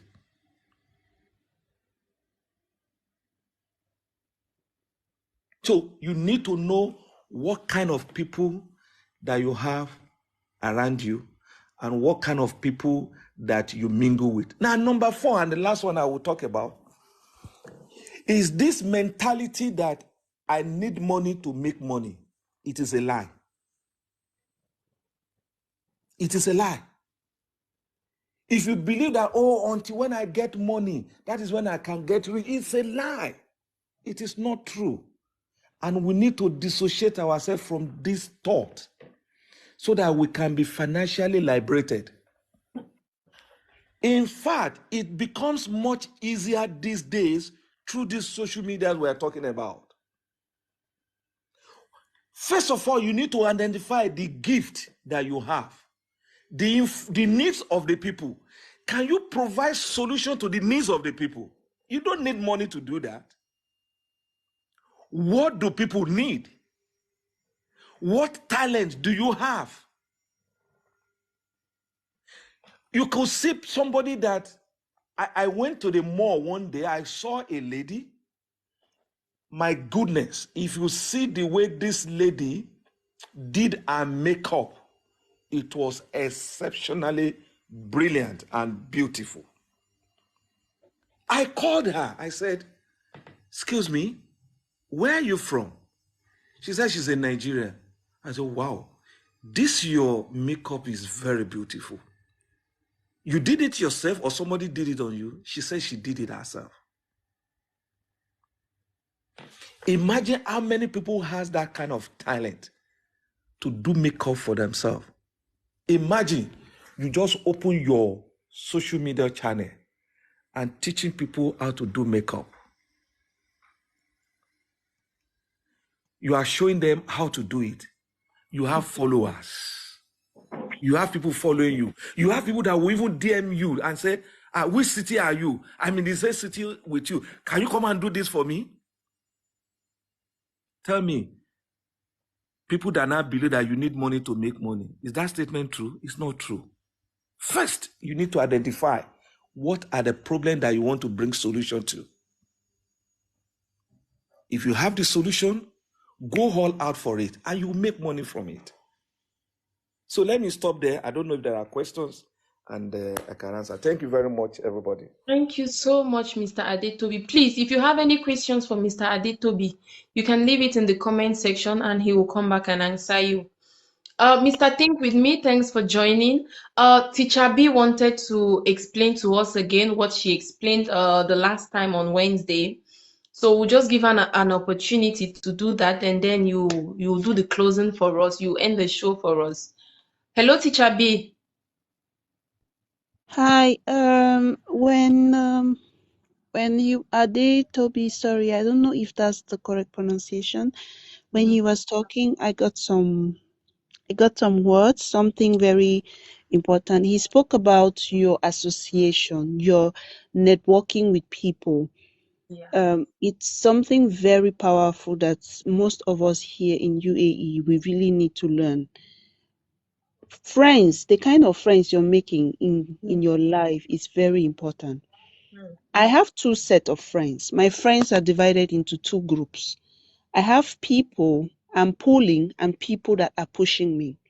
So those I'm pulling are people that are learning from me. I'm not saying I'm that perfect, but there are people that are learning from me and there are other people that I am learning from. So that's how my friends are. If you don't fall in any of these two categories, I'm sorry, we cannot be friends. Either I'm pulling you or you're pushing me. So it should be that way. And then someone said something in the comments that Dubai is very hard. Yeah. My darling, it's hard everywhere. Even in the UK or Canada or wherever you think that, oh, some other countries are better than the UAE. Trust me, there are people in the Canada that will live there for 10 years and they still have nothing to show for. There are people in US that are broke. There are millionaires in Dubai. There are millionaires living in Cameroon that are having huge money, running multi-million companies. In Cameroon, the same Cameroon that you're running away from to go to US, someone is making money there. What does this mean? This just brings it to the point that this greener pastures, I like the way this Apostle Salman puts it. Greener pasture is not a physical location. It is where the voice of God for you is. It is where the voice of God for you is. It's not a physical location. You can be in a certain place and you will still make money, you become a millionaire, and someone will come to that same place and they will not succeed. Mm. So it has more to do with who you are as a person, your character as a person, your personality as a person, your reasoning as a person. It's not the location where you find yourself. Okay, let me just go back to what I was explaining last week before I get carried away. I talk for a living though, so when I start talking, I can talk too much. Okay, I was talking about finances and how you can manage your finances. Just like Mr. Atedola said, there are three approaches to money. You learn how to make money, you learn how to grow money, and you learn how to keep money. It does not it does not grow when you keep the money. The secret is in investing it. That's where the growth comes Mm. in. If you know how to control your cash flow, you don't know what you've done to yourself. I would say there are so many millionaires that are financial illiterate. That's why 2 3 years after they are broke. Honestly, they teach us to go to school, they teach us how to make money, but they don't teach us what to do when that money starts coming. That's why we lose it easily. When the money starts coming, we don't know what to do when that money starts coming. We lose it. So I explain here that all what I'm saying, I'm not a financial expert. I'm learning. I read a lot of books. I listen to a lot of podcasts. So what I'm saying is just what I'm doing with my own life. I'm applying with my own life that I learn from the books I'm reading too. So what I'm saying is I got it from the book, The Richest Man in Babylon. If you want to read the book, you can read it. If you want the audio version, you can download it from AudioMax or you can download it from YouTube and you can just listen to it on your way to work in the metro or in the bus. It's anyhow you prefer it. If you're a lazy reader that hates to flip pages, I think the audio version is good for you. And he says in this book, he divides this thing into 5 buckets. And he say in this book, you have 5 buckets. What I do is, when they say bucket, it does not necessarily mean like a physical bucket. Me, Mm. I do accounts and I do purses. So, like the first bucket is your investment bucket. Then the second one is your necessity bucket. The third one is your learning bucket. The fourth one is your pension bucket, and the fifth one is your fun bucket. The name is The Richest Man in Babylon. Okay. The investment bucket is the money you are saving to invest in something that will generate you more money. That's your investment bucket. And then your necessity bucket it should carry like the highest percentage of your salary. Your necessity bucket should get like 60% of your salary. So if you're making, say, 1,000 dirhams, 600 dirhams should go to your necessity bucket. You get That's where you pay your house rent, you pay your bills, your metro card, your food, all these things, your necessity. These are things that you cannot do without for that month. So you put all that money, you sum all that, you put it in your necessity bucket. Now, after that, 10% of your salary then goes into your investment buckets where you keep to invest. Then 10% can go to your learning bucket. If you're someone that likes to take courses, like to attend seminars, like to read books or purchase books online on Amazon, I do that. So I keep 10% in my learning bucket. The next one is my pension. Pension, like I said before, I save money for even my children that are unborn. I'm saving money already for them. So pension is like for myself, my old age. In 20 years, 30 years from now, I will not have this strength to work again. And I will not want to be a pest to my children. I need to have my own money. So that's what your pension fund is. Some of us in Cameroon, we have what we call CMPS. Yes, CMPS is good, but this one is different. It's you keeping this money in your account. Now, the last 10% of the money goes into your fund basket. Your fund basket is, I call it miscellaneous. You can call it your fun basket or miscellaneous, like when you want to hang out with your friends or when you want to go outing, you want to buy, you see maybe a nice handbag or something you like, you want to buy, you buy from there. You see that if you take out this money from your fun basket, you don't actually feel guilty for spending that money. The greatest secret to maintaining this thing is not even having much money. It is developing that discipline, having that financial discipline to implement it first. It's not how much you're making, it is having the habit in place first. So how do you put this habit in place first? The minute you get that alert, do not spend a dime. Do it immediately. Immediately. You need to split the money before you start spending. Because if you say, let me spend and then I will split it later, you discover that you will not do it. The minute you get it, you do it immediately. For me, my own way of doing it is here in Dubai, I have 3 accounts. So my salary account has 2 sub accounts under. So it goes automatic into it.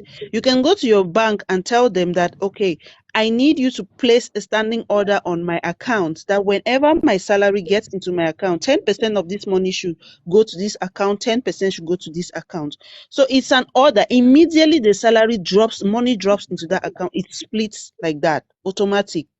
Now, I'm left with the remaining money, which is for my learning and my other account, pension. I withdraw that one and I put it in my own another account. So once you've split the money like that, you know you are now left with what you can spend without feeling guilty about it. If you don't split it immediately, the money comes. Trust me, once you start spending money from it, you would end up not doing it. And I shared some key points too before you guys came in. I said what I do in December, the last 3 weeks of December, it's my planning time. I plan for the next year using those 3 weeks of December. People ask me, what are you always planning? I'll tell you what I do during those last 3 weeks of the year.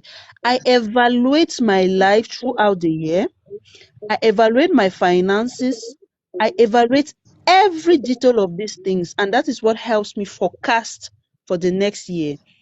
Like I was telling Gift at the beginning of this, to help me monitor my expenses and make sure expenses don't catch me unaware. I write down all the possible expenses that I will have for the next academic year. Maybe I have a best friend, her birthday is coming in March, or I may have a girlfriend, her birthday will come in September, or I have a son or a mother or something. Every possible expense that I will have for the next academic year, I write it down. And I start dropping money for that monthly. I start dropping money in an envelope for that monthly. So if my friend will have a birthday, say in June, I will not feel guilty taking 100 dirhams from that envelope to buy her a gift. And I will not feel that money has left my May salary because I have been planning for this all this while. So the more you write down, you forecast your expenses, the better you're able to manage your upcoming expenses, and it will be easier for you. You will not feel like, okay, I have to wait for my May salary for me to be able to do something in June. No, you've been planning for this all this while, so it will be easier for you to take out the money without even feeling it. And then the last thing I wanted to talk about is when you do this, and this I spoke of 5 buckets. I practice 7. I have 7. You can do 8, you can do 9. It depends on you. So the extra 2 that I have is my health, the health, and this my miscellaneous accounts for expenses, my upcoming expenses. There are people who are in the diaspora, who are even back home, that they do not have a health account. They don't have like 100 dirhams saved somewhere that, okay, I can leave my house today.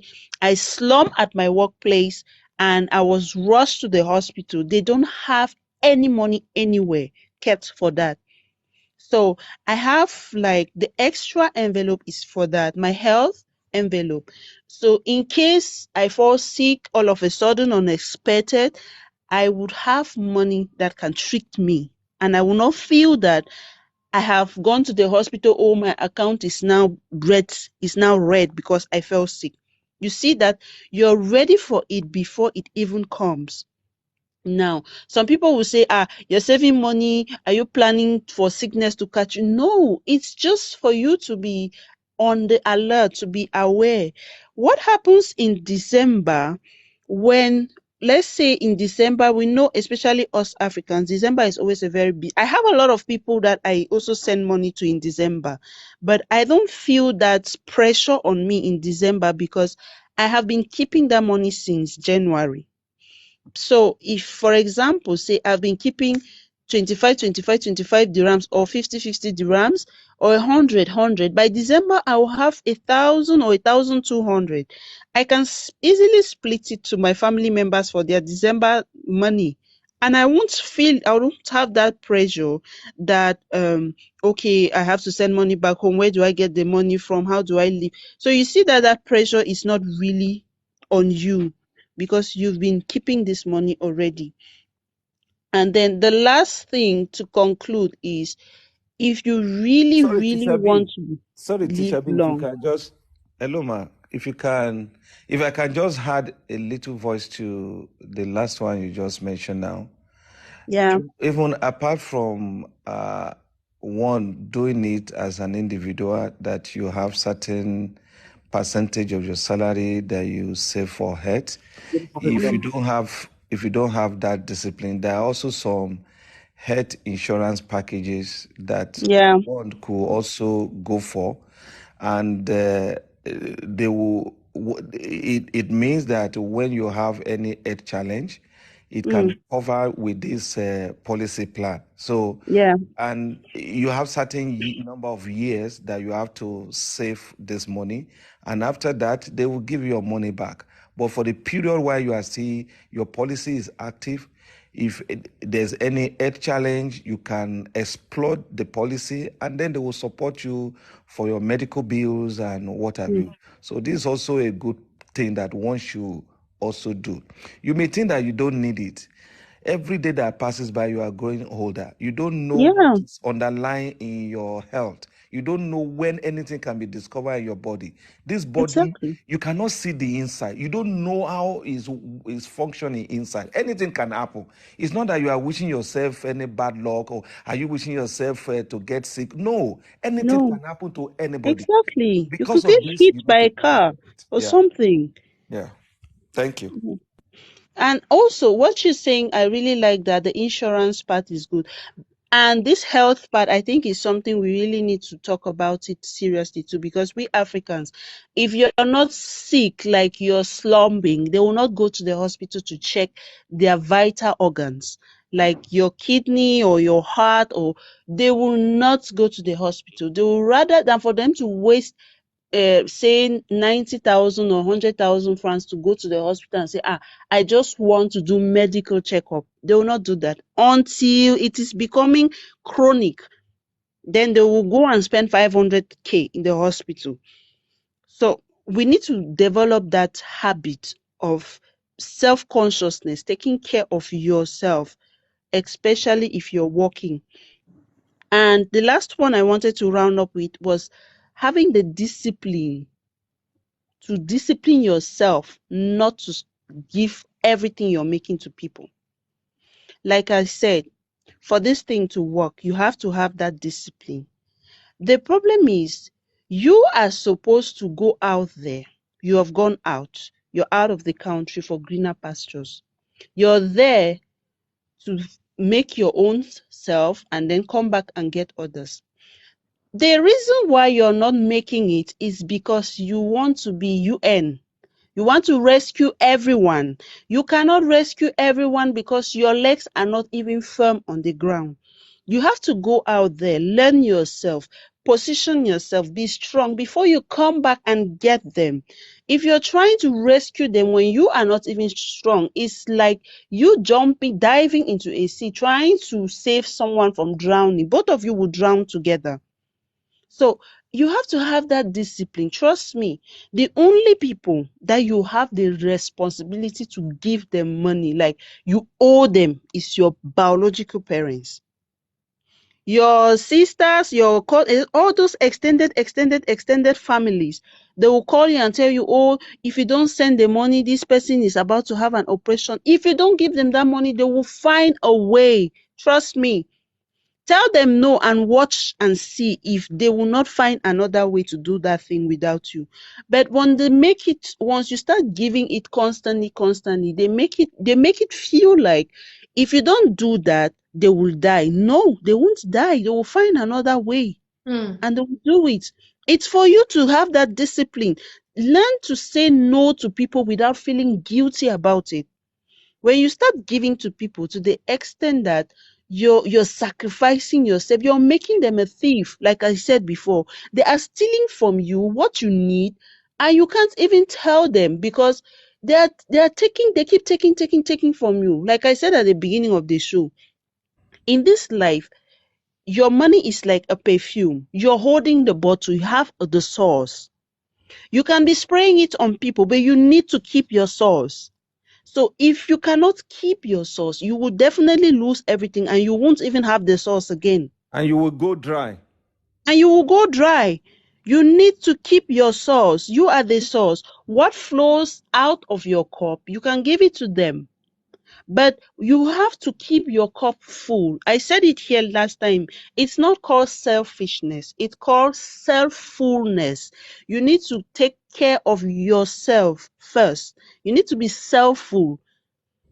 One of the highest thing I spend money on is my food. I don't joke with my meals. Somebody who knows me knows that I don't joke with my meals.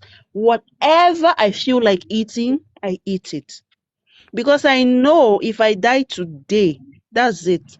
All this money I'm killing myself trying to save, they will withdraw all that money, go for burial. They will buy drinks for people who will drink and be complaining that it's not cold even when I was killing myself to get that money. So I would like to give Think With Me the chance to talk. I hope you guys picked one or two things. Thank you so much. Thank you so much, Teacher B. Though we have a question from Mr. Amblessed, B, but good we'll evening, ask guys. the question Good later. evening.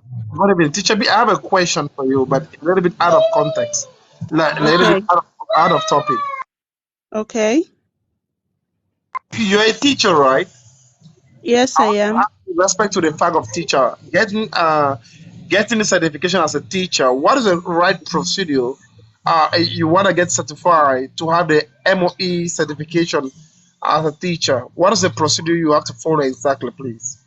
After What? certifying the documents back from your home country, what is the Yeah. procedure? How do you get it here in UAE? What? It depends on what you're teaching. If you're a subject teacher, there are requirements according to the MOE laws. If you're, say, a kindergarten teacher, it's a different procedure. If you're a university lecturer, so it depends actually. Let's go for kindergarten and primary. Kindergarten at junior stage. Kindergarten and primary. Okay. If you're You are a kindergarten, subject teacher, like English, physics, it, math. yeah, those are subject teachers. So they have their own different requirements for that. Can we just talk maybe out of this live so we keep the live? You can just send me a message, Okay, then we great, can great. discuss Yes, I'll that do so that. we don't Yes, interrupt yes, thank you. others. I'll do that. Thank you. Yeah. Hello, Mr. Think with me. We are sorry. We are sorry, Mr. Adetobi and Teacher B took all the time. Oh well, it doesn't really matter that much, but again, it's good to be here as always. It was a Friday, it was a weekend. I hope you're having a nice weekend. I hope you're off. Were you off today? Yeah. Oh, okay, sure, that's nice. Well, I was in the background as always, listening to what everybody was saying, but for me, I would like to look at it in a different way. I'll not bore people with what to do, how to save, what books to read, and all these things because people know these things. But the fundamental issue is the discipline on how to get to do these things. Okay, matter you bear with me and see that most people have the time to spend on social media watching all these TikToks with naked women, yet they can download those books. Think like rather what this book, the Richest Man in Richest man in Babylon, Babylon. Think and Grow Rich, Poor Yeah. Dad, Rich Dad. Rich dad, poor They dad. choose, they choose, they see, people are allergic to knowledge. Most people are allergic to knowledge. A guy who's earning 1,000 dirham will not waste his time downloading these books. But I would like to tackle it as a HSC, as a health and safety specialist. We have what we call root cause, okay? In everything, there's a root cause. The question should be what causes people not to actually have financial discipline. This is what I would like to look at. I don't really care. It's better someone spends his money, waste it, get your salary, waste it, get your salary, spend it, go show off, go to the marina, enjoy yourself. For as long as you cannot contemplate the difference between these four things. Number one, fallacies, realities, frugality, and a plan. If you cannot contemplate these words in your mind and understand and distinguish them, all these things that Teacher B has said and the previous people will just be a beautiful song. Okay, because our people, I have noticed, our people are living lives of fallacy. I'll give you some. One of the biggest fallacy is religion. You will find that a brother is very quick to go and give 200 dirham or 100 dirham to his pastor to buy a private jet or to marry his second wife or to buy music speakers in the church. Okay, you find that person has a fallacy of thinking that when you came to the UAE you made it in life. I'm telling you matter right now, some people in the UAE are living their dream. Okay, they came from an impoverished society. Now he's a cleaner, he's living their dream. One of the other fallacies is for people to always want to equate or to make an equivalence of a dirham to Cameroon money to Uganda money. Case in point, you're a cleaner, you're earning 2,000 dirham. In my country, Uganda, that is 2 million shillings. 2 million shillings sounds a lot. Now, for a person who has been impoverished, who has been poor, and somehow got away and came to the UAE, and all of a sudden is earning that equivalent of 2 million shillings, in my country, 2 million shillings is the same amount of money that a doctor is paid. A medical doctor, yes, a lawyer, an engineer. So these people are living a fallacy of thinking they made it in life simply because they are earning money that if it is compared in their country currency, it is a high amount of money. So they feel they are equal to doctors, they feel they're equal to lawyers, so therefore they have no reason to read all these nice books. They have no reason to seek knowledge. You find that person, he's comfortably a cleaner without any problem because he keeps living a fallacy thinking that he made it in life because he's in the UAE. This is the first thing. Okay, people are living lives of fiction. Now, the other thing would be reality. The reality is, for as long as we keep not adjusting to the current status that you're now in the UAE, Martha, few people actually know that in the UAE you're actually poor. If you're earning 1,000 dirham, I'm sorry to say you're a poor man. If you're earning 2,000, you're a poor man. If you're earning 5,000, you're a poor man. Even if you're earning 10,000, you're a poor man. Why? Because mother, I have told you before, we know people that earn 40,000, that earn 50,000, they earn 60,000, they earn 70,000, 100,000. In the economy of the UAE, you are actually a poor man. This is the reality. But people are out there relaxed, comfortable in their hard, stressful jobs, thinking they made it in life, yet on the scale of the UAE, they're actually poor men.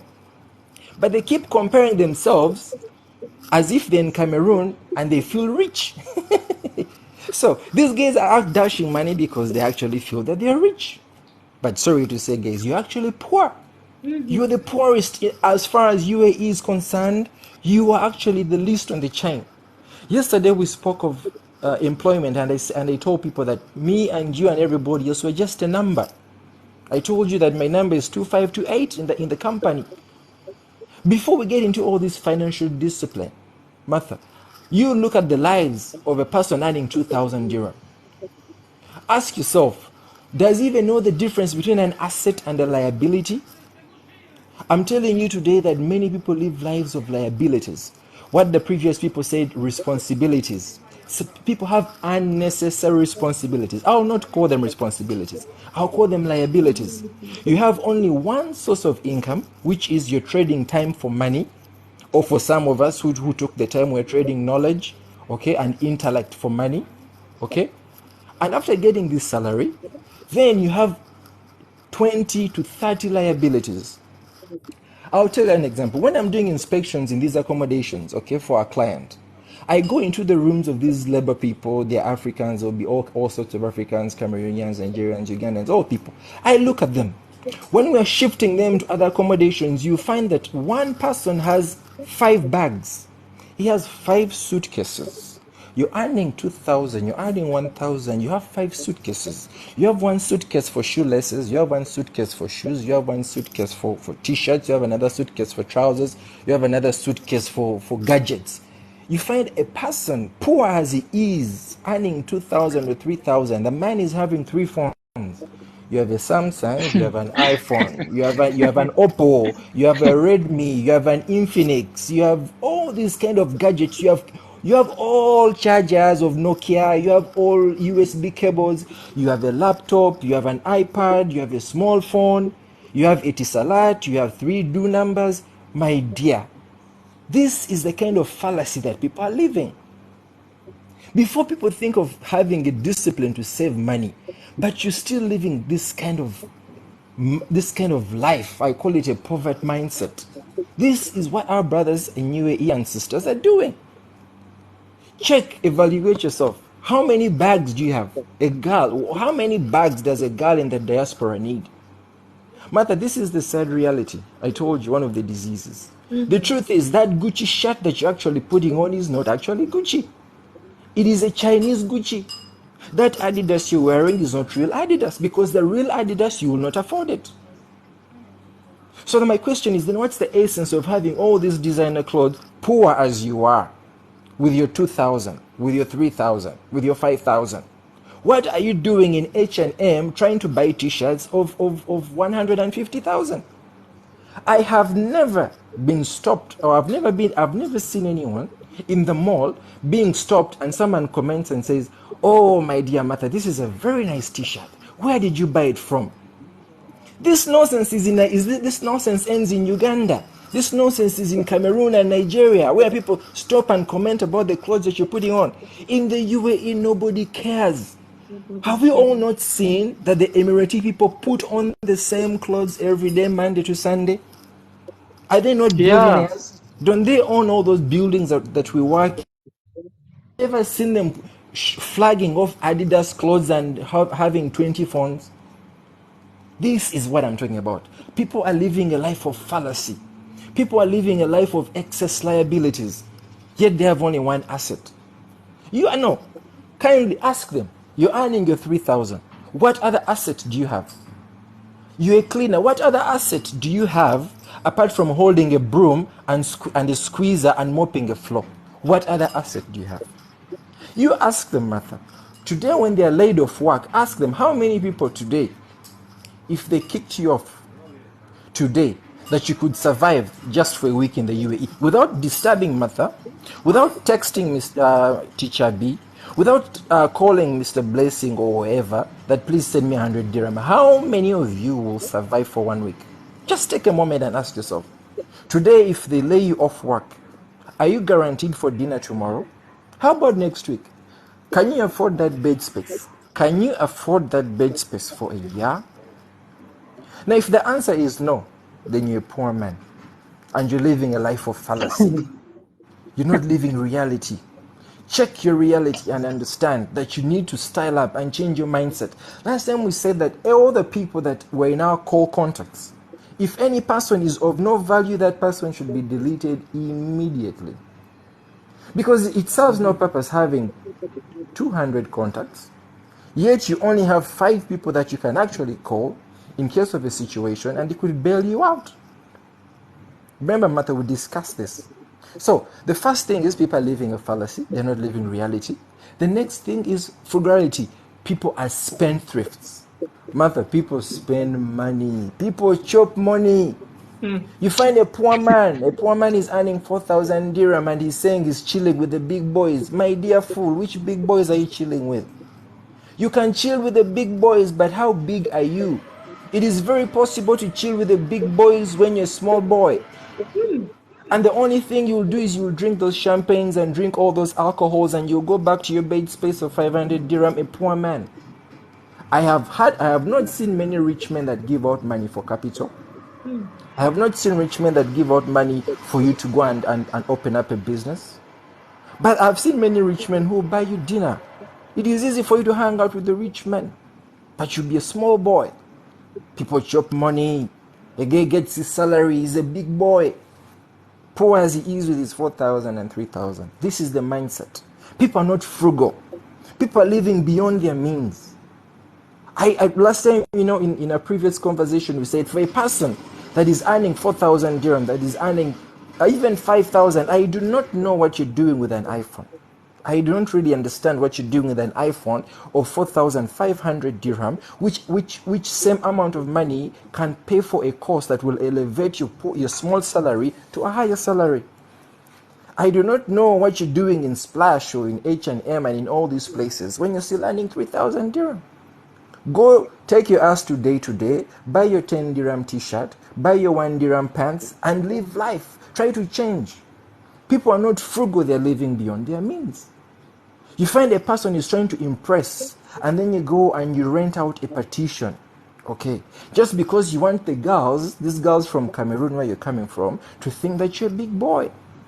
You spend your own money to impress. You send money back home so that people back home start worshipping you as God. I have seen so many people, when they go back to their country, they actually want to create this impression that they are God. Oh, people love to be worshipped. Martha, I'm telling you, people love to be worshipped. I know people who give out money just so that people can say, yeah, he's big, he's Oga. People love to be worshipped like God. A poor man who has just got money loves to be worshipped. But I know people that earn quite a lot of money, but they live a very simple life. They are frugal. They have budgets.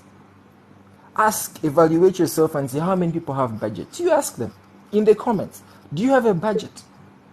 Or you spend every now and then. You're known in every nightclub. You're known in all these places. You know where all the promotions are. But you're a poor man. The person who's earning 30 and 40,000 is not spending anything. He's not buying anything. The company gives him a car. They will give him a fuel card. They will give him medical insurance, not for only him, actually for him and his family. I have medical insurance for me and my family. The company will give you transport. The company will give you housing allowance because of your status. And you have no need to go and shop all these expensive things because you have nobody to impress. Poor people love to impress. Hey, Martha. Girls here were earning 3,000 and 4,000. They want to go and buy the most expensive human weaves. I don't understand why you'd spend all your hard-earned money to buy a human weave, which no one is going to stop you and comment and say that's a very beautiful weave. My dear, you're a poor lady. Style up, elevate yourself. Okay, you're earning 4, but suppose how does it feel to earn 8? Okay, you're earning 5, but does it not feel better to earn 9? Is it not better to earn 15? Is it not better to earn 20? The sky is the limit. Why are we comfortable? All these advices that the people have given, these are good and genuine advices. But for as long as you do not contemplate the difference between frugality, liabilities and assets, okay, fallacies and reality, it is all a waste of time. I'm telling you, Sister B, even if people had 200 accounts or 200 baskets, or the buckets that you're talking about, it's only a matter of time after he's done with the first bucket. He will chop the second, he will chop the third, he will chop the fifth, he will go back in his savings account, he will also chop it because the discipline is not there. He does not understand. Now, finally, the last part is the plan. People don't have plans, Martha. Ask anybody. Just meet an African person in the street and ask him, what is your plan for 2030? I know the answer you give is, it's God, or God, or only God knows my plan, or I don't know what next, or this is the answer they'll give you. They'll say he's the But author you and the talk about finisher of serious our men faith. who know what they're saying, who understand what they're supposed to do. They will never say the word God. They will say, in my 10-year plan, I project that I'll be a senior executive, I'll be a financial I'll be an analyst, I'll be a principal, teacher B. I'm sure if you ask teacher B today what is her 10-year plan, she'll gladly tell you that she's going to be a principal, that she's going to do all these things, an education advisor or a consultant. You understand? These are the people who will save money. But a fool whose plan is only to chop Christmas, okay, he's waiting for Christmas. All of them want to take their vacation in December so they can go back to Cameroon and chop money. These are the plans they have. Okay, the month is ending after 2 weeks. These are the plans they have. They are planning to go to the club and chop money with the big boys. This is the sad And big reality. ladies. They don't have any plan for 5 years, 10 years, none of them. None of them. That is why these are the signs. A man that has been a cleaner for 5 years, surely that guy has no plans. Because I do not really understand how you can be a cleaner for 5 years. What are you cleaning? Are you hoping to be a senior cleaner? Are you hoping to get PhD in cleaning? Eh? What is it that you're cleaning for the last 5 years? You've been security for 5 years. Are you okay? You're planning to do what? To be a senior security? Huh? You've been on that same gate at that mall, at Dubai Mall, your security guard. You're hoping to do what? You're hoping to be security for the Albab, that you'll be his bouncer and his bodyguard in the future. Or you want to be Sheikh Hamdanza security personnel. Are you okay? So for as long as people are comfortable in these low-class zones, we are wasting time telling them to save money. They will never save money because they have no plans. They have so many liabilities. They are not frugal. You understand? They are not living a frugal life. They want to live a life of an albab. Poor as you are with your 3,000 dirham. This is a sad reality. I gave an on Wednesday I told you about my friend who was earning 17,000. Now he's busy texting, asking me for help.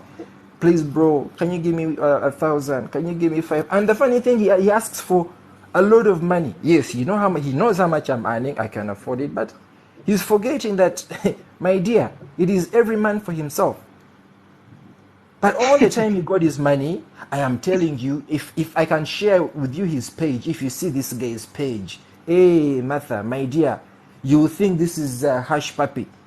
The page is beautiful. He's in the marina. He'll be renting Lamborghinis of 3,000 per day. He's at Burj Khalifa. Hey, my dear, he's earning 17,000 now. He's a big boy, right? But guess what happened to this big boy? He's now a poor boy. Calling, disturbing us all over the place. He did not have a plan.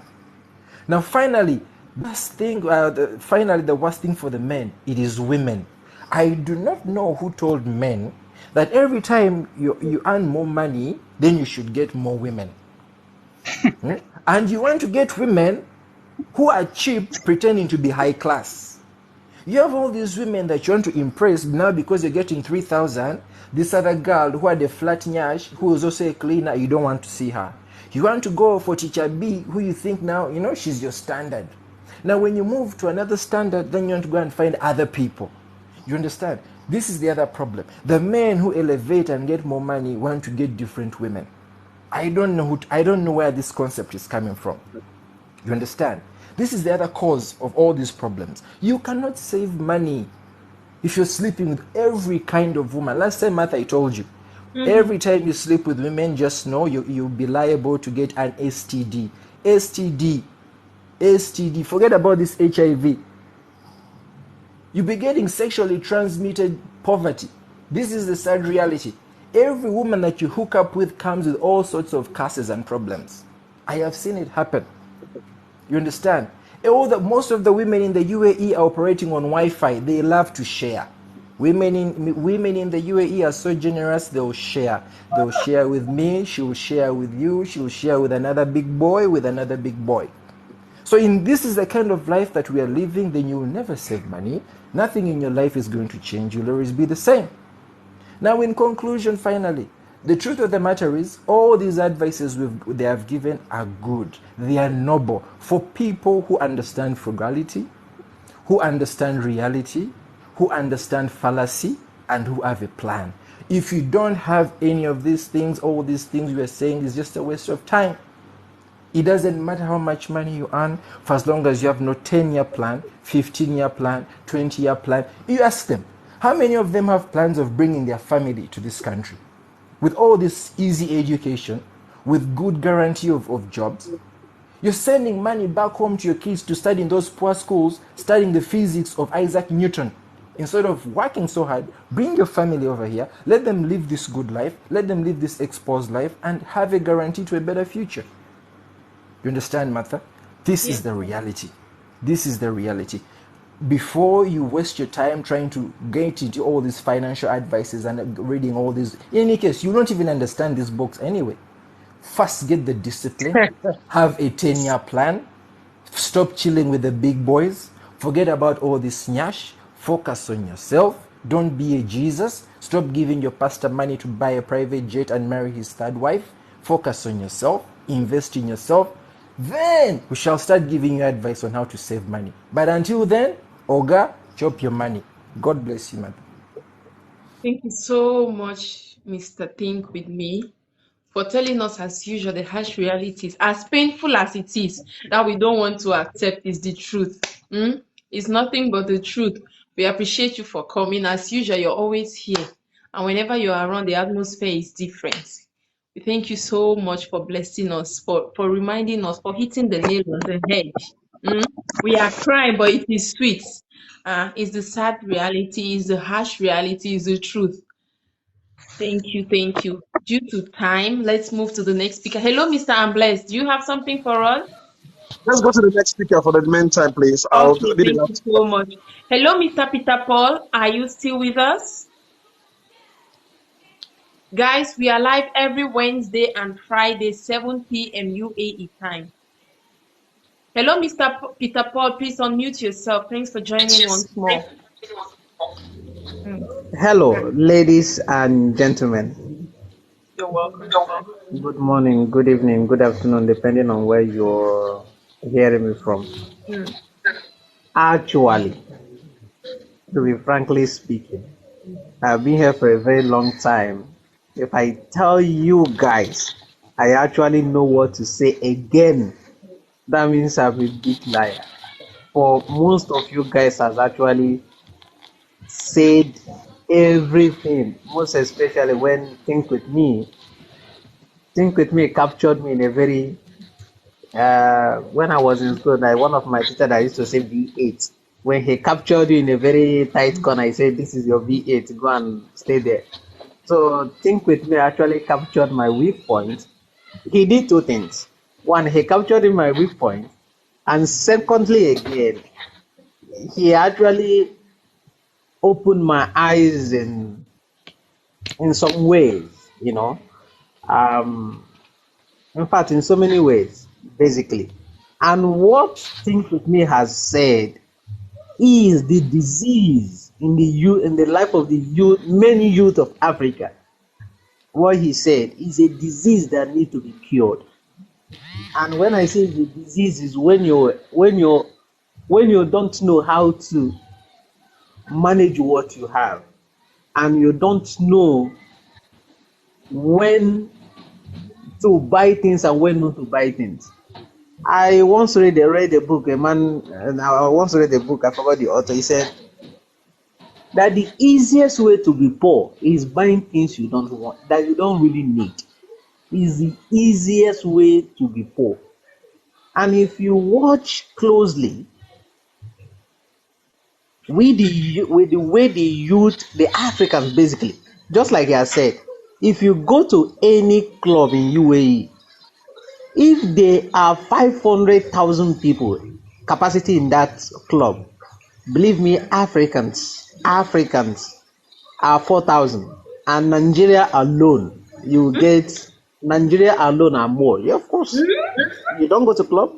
Never. I have never been to a club That in club my is entire actually life. popping. That club is actually popping in this country and making high money is because there is an Africans and Nigerians. I'm a Nigerian, sorry to say. Sorry to say.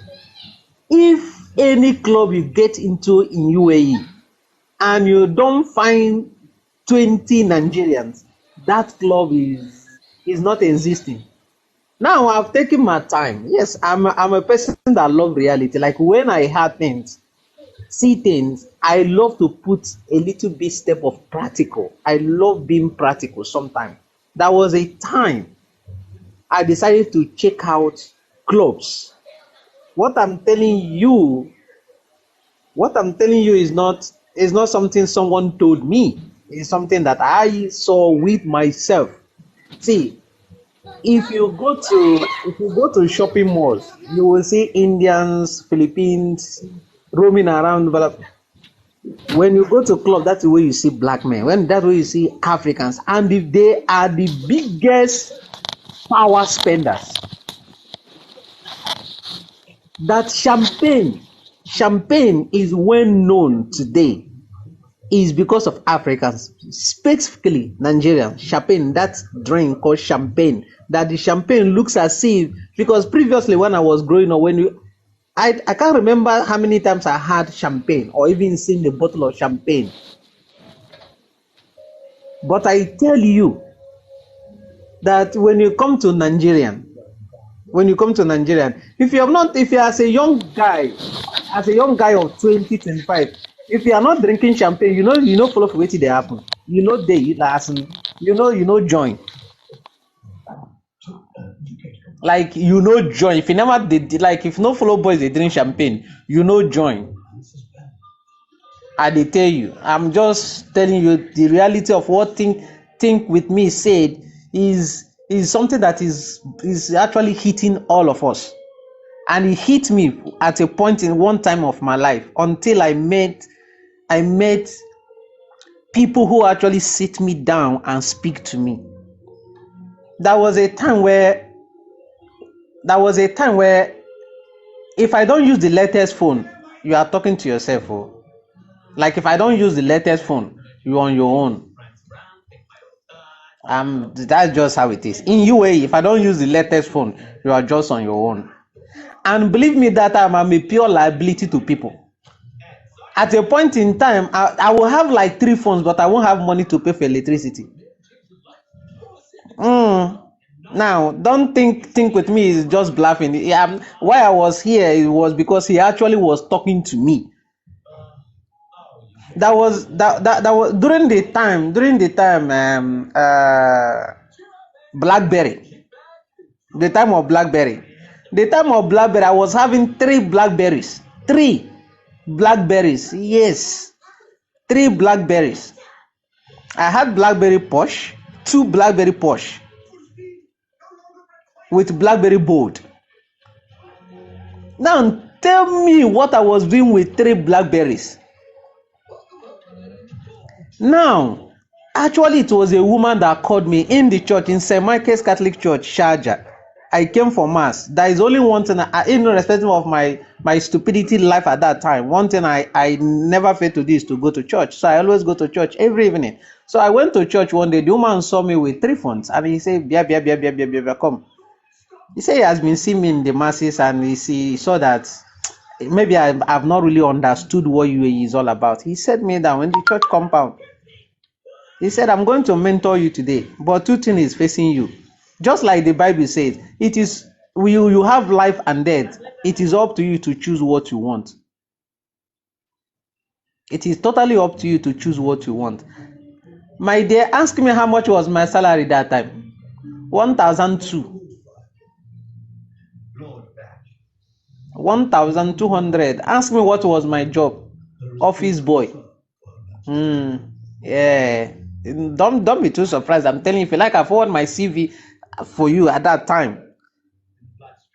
And ask me how many we were in a room. We were about 10 boys, 9 boys basically, squatting in a room, whereby I'm using 3 Blackberries. I'm recharging, like if you see where I'm, if I come outside there, if you see where I'm making call, you think my father is Dangote, or you think that my father is Sheikh Mohammed. That time I don't recharge Etisalat less than 50 dirhams. In each of those phones, I recharge 50 dirhams. 50 dirhams. If you see where they make call, and that time, if you see that time, now the UAE have changed somehow, or less maybe because I changed my life, look like it has changed. That time, now I won't tell you something where they stop. Within that time, now that time Ethiopian people they destroy Nigerians. Ethiopian ladies they destroy Nigerian youth. That time, you will come into a flat, you go see shisha, you go see cigarette, you go see beer, you go see which another, and like today now na weekend, shey. I tell you, go if you go for 3 flat, 4 flat where Nigerians they live, the party where they happen there, is club they learn, club they learn. Ethiopians go full everywhere. They go they smoke shisha, they eat injera. Do you know that all of us spending this money? Do you know that what we are spending is actually our bottom pit of our wallet too? We go we go contribute 50 dirham that time. Cook. All of us go contribute 50 dirham cook. Why me only? They use 50 dirham they recharge phone. Isn't that stupidity? Stupidity. Thank you very much. Now, the water we used to drink will contribute 50 fees to buy water. Why are we use 50 dirham to buy recharge card in my other phone? Is that not stupidity? Stupidity of the highest order. Now I have bicycle. I will use bicycle to go to Mbuka. There is a place called Mbuka. That I will use bicycle with all the sun and go. Why can't I use at that time? Taxi is what that time taxi is when if taxi take you, if it is 3 dirham you pay 3 dirham. If 5 dirham you pay. It's not like today now that it has a standard price. But within that time, if you have 10 dirham, if it is 10 dirham is in the meter, you pay 10 dirham. Okay, but I'm using 50 dirham. In one stand, I've finished 15 dirham in a call. Why I cannot use 10 dirham or 20 dirham to go to my business place and come back with 20 dirham? But I will stand and spend 50 dirham. You see how it is right now. Yeah. Now, how stupid I was. Sorry, because when Think With Me was talking, I was kind of crying because I remembered my past. So now, within that time, KFC. I can't buy KFC for I can't buy good food and eat. But my phone is eating more than me. The biggest stupidity of my life. Okay, now this woman called me, let me not go too deep. I can't buy, seriously, my brother. I can't go to KFC and sit down and at least treat myself and eat good food. If you see my hair that time, they do dread. They do dread, they follow my friends, they go do dread. That time, Nigeria will not get a barbing salon now where you go feed do nice dread or cut. Now, Paki people, they barb our hair. So we'll say, okay, Paki people too, they barb our hair. More they do dread. But they do, if you see me that time, I'll be like one madman, forget. One madman, forget saying be madman. You know when madman forget saying be madman? Now double madman be that. Seriously. That guy is funny. No, on a very serious, I'm telling you, this is me. I'm not telling you like if you hear it outside, I have said it. And one thing I like to talk, Yeah. I love talking about my evil doing so that I can change. I know I don't pretend. I know most of my friends can be here and hear me. Was my life yesterday. Just like I said, maybe I'm not seeing it now because I've changed some little steps. I've taken a different steps. I have two things I'm going to talk about. No, this woman called me, sit me down, and said, Peter, listen, this trip phone, it don't really make sense. All this phone don't make sense. You dey do mbuka. You are not in educative sector. You are not in a business sector. You are not in a sector that need all these phones. She said for her, if I can accept, I should go and buy normal Nokia Touch. I should, in fact, sell this phone or dash it out. And go and buy normal Nokia Touch. And if instead of me recharging 150 dirham in a week, let's say in a week, I should spend 50 dirham in a week and see what I can do with the other 100 dirhams. She left me with this word and she went home. After 1 month, knowing that this woman has interest on me, after 1 month, she called me. She said, sit down, I sat down. She looked at me from head to toe. She told me straight, boy, you dey smell. I dey tell you. Now that time I start to know what to be body odor. If I told you, if you know I agree, but I don't change now. Now that time I start to know how body odor they do. Because first way they smell, they know until Brother people Peter, they say you they smell. brother Peter, any time in Abu Dhabi, kindly reach me out. I have a dinner plate with your name on it. Anytime in Abu Dhabi. No, on a very serious note, you know, say you get as you dey smell, you know they know say they smell. Now people there around because people they run for you. You no go know wetin dey worry you. This woman look at me from head to toe, tell me say, boy, you dey smell. I say, I won't get mad. I won't get mad. He tell me say, she gave me an example. She said, my inner shirt, men will have to wear an inner shirt before the top one. He asked me, how many times do I wear it in a week? Like that inner shirt, how many times do you wear it in a week? Well, I have to tell her the spirit was there to arrest me when I'm with this woman. Like the spirit arrest me 100/100. And I told her, sometimes I wear am 3 times, now I wear am 2 times. He says, see you. A guy of your caliber supposed at least when you wear once, remove it. There is no way you wear inner shirt 2-3 times. That's why you're smelling. He asked me, what is the name of your roll-on? I say roll waiting. That time I know what to be roll-on. That time I know they buy roll-on. I know what to be roll-on. Wetin I dey do now one perfume where they buy 10 dirham for supermarket. If you see where they spray perfume, it dey be like say we dey pour water. Cham. You go and you go smell for like just 50 seconds or 1 hour. You don't finish. When you get in the midst of people if you sit down, people go come out from where you sit down because you know you yourself. You dey say you fine. You dey claim say you good. Just like think with me, they say they wear Gucci. You dey buga. Guy, that's not original Gucci. When you see people they wear original Gucci, guy, they know they make noise. So this woman told me that the first thing I have to do now is for me to go and barb my hair, like barb gorimapa, barb my hair. You know, say you get as you go dey bath, you go think say you dey bath well, but you know they bath well. When you go know say you know they bath well, men, sometimes when you want bath, look behind your chin, look behind your leg, look behind your leg. You go see say that place dark, it dirty. Now person wey like you go look at you very very well. No matter how much cream wey you dey rub, you go look that place. My this life today hot, yeah. You not go sleep. This woman, For his sake, for Mr. Peter Paul's sake, I'll stay here. He will finish. no, Mr. I'll Kumara be will quick. continue. I'll be quick. Mr. Sorry, I'll be quick. Sorry, I'll be quick because what I like I said, think with me. Actually, he poked me somewhere, and I wish I'm talking about my life. I'm not even talking about people. But I'm trying to quote Mr. Think with me, right on what he has said. Excess spending on stupidity. Excess spending on stupidity make us be in abroad for like 50 years, 60 years, 70 years, but you have nothing to show for.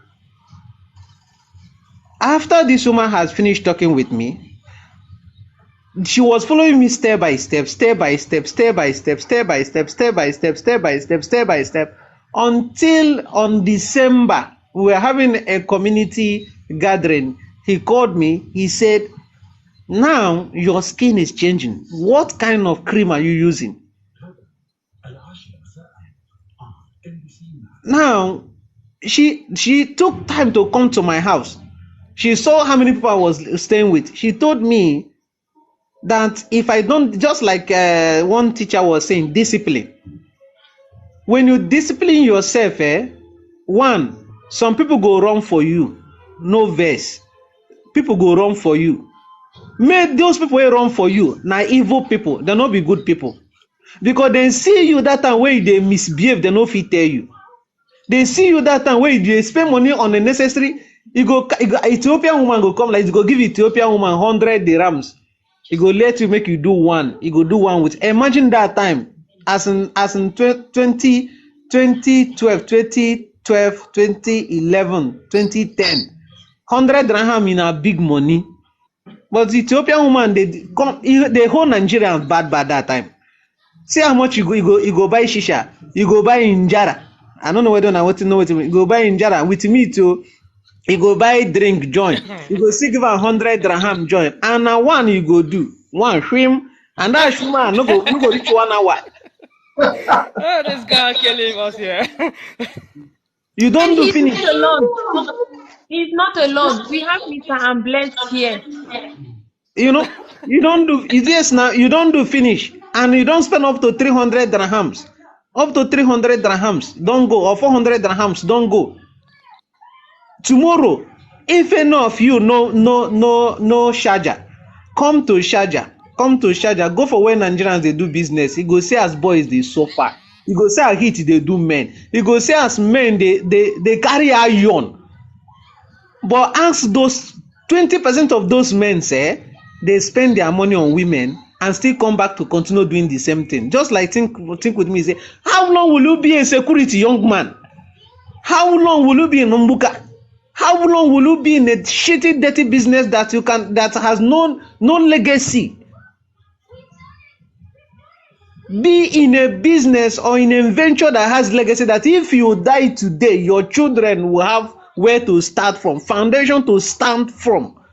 Most of us are poor because our parents even lived more stupid life than us. And we were born into poverty.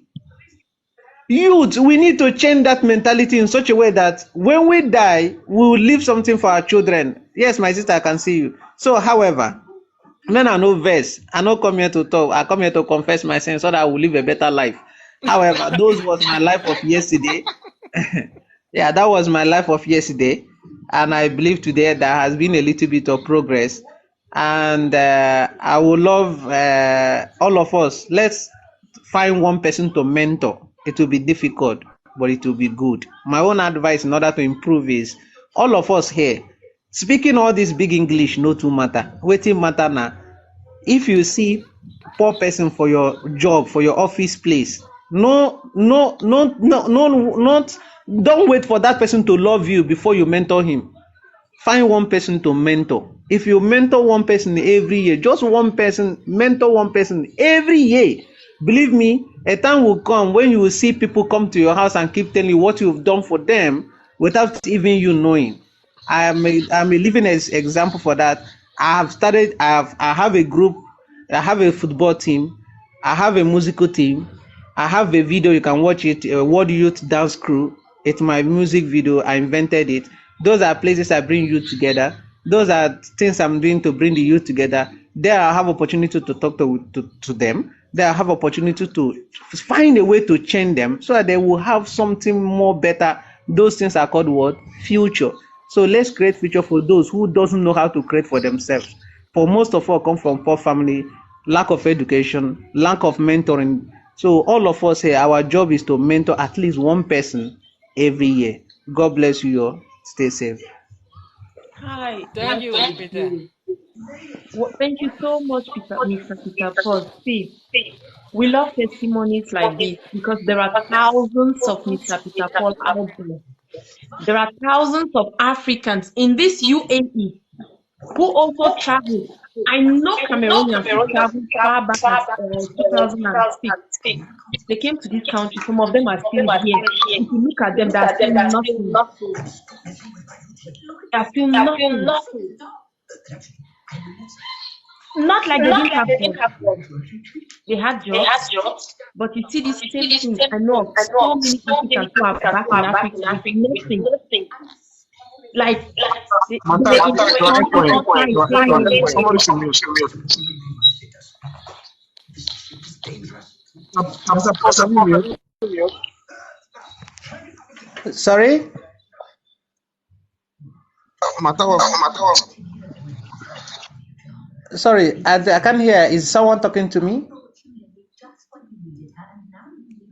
yeah, just let her talk. Because Oh, okay. Sorry, my brother. Yeah. Hello. Yes, Martha, go on. Yeah. Like I was saying, I know of an African who went back to Africa with nothing. I don't want to be calling the particular countries, but not like he didn't have a wife. He had a wife he met here. They sent money back home to do the traditional what. But today he's nothing. Why? Because he was looking for, like he said, Ethiopian ladies, Egyptian ladies, Tunisian ladies. He said he wanted to taste ladies of color, that he's tired of black. He wanted color. Color landed him back to Africa with nothing. Even the African lady he had that he got married to ended up rejecting him, telling him, go back to those ladies you were looking for. So it's very funny. Today we'll be listening to Mr. Peter Paul, and maybe some of us are laughing because of some of the things he's saying. They are funny. They're not funny. It's what he did. It's his experience. It may sound funny, but our brothers and sisters are out there doing the same thing. Thank God he has realized it. He has changed. He says he's still working on some of those things, but at least if he can talk about it, then he has already made the change. It has already happened. That's what I believe. If you find someone doing something bad, if you have the opportunity to correct them, correct them. Because if you don't, they will not realize it. They'll keep doing that bad thing. They'll keep doing it. I watched one video where they were testifying about a certain nurse. It was in the US. When they assign her to any patient, within a month or 2 or 3, the patient will die. She was actually killing her own patients.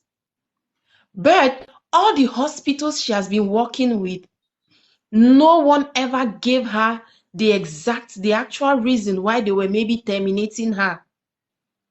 They kept on giving her patients. She will attend to them and they will die. But when they give her 1, 2 and they die, they'll just terminate her. She'll move to the next hospital.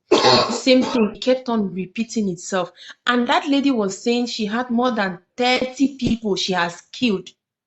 Why? Because no one corrected her.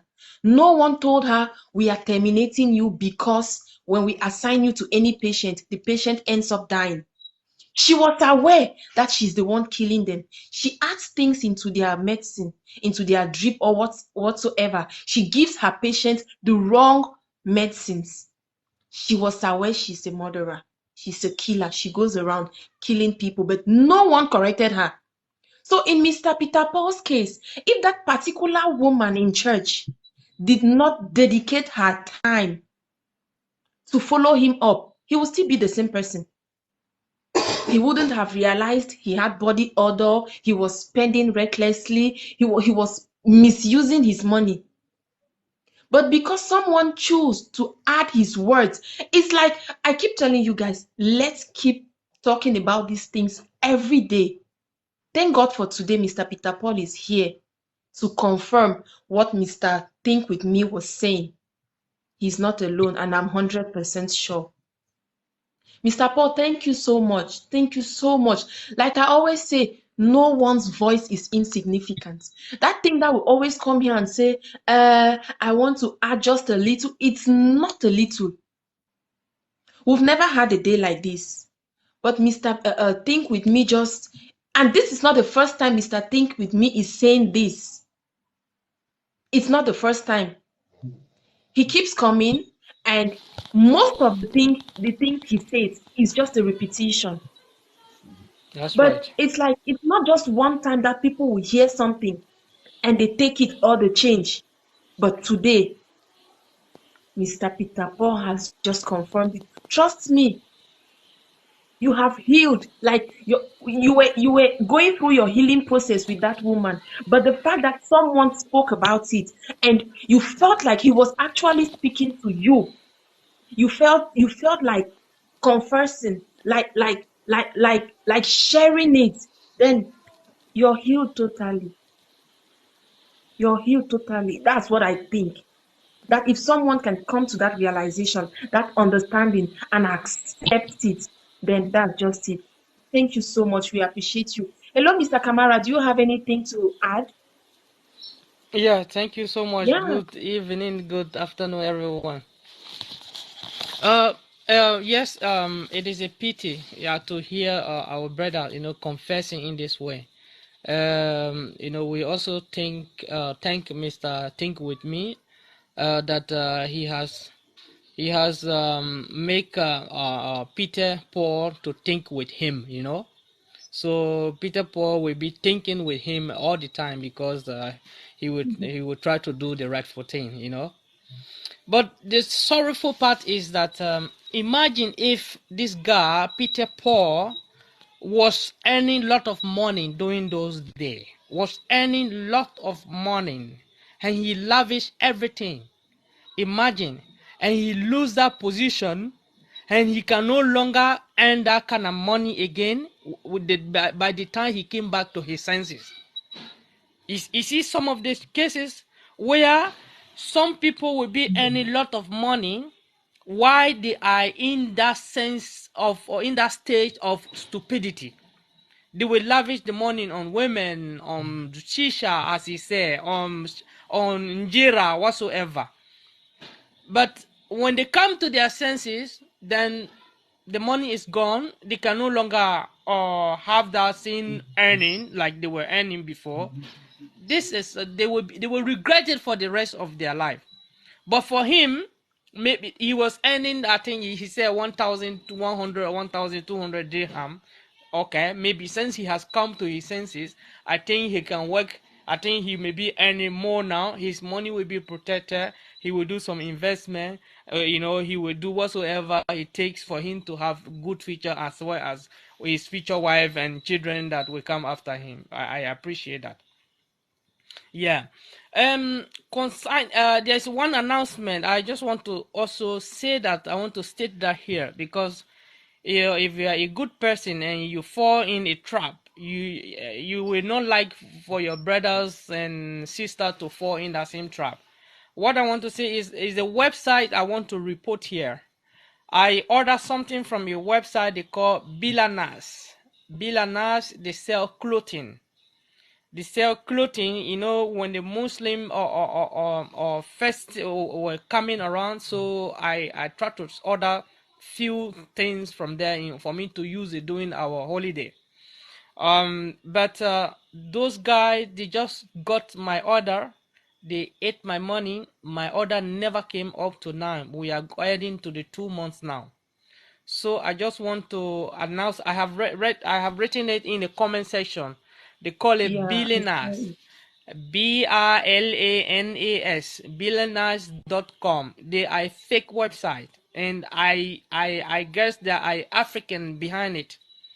They're the one doing it, because a lot of the product there are just African product. When you see a matter, you will be attracted to it. Really, very very Wow. fine picture. But never ever order anything from there.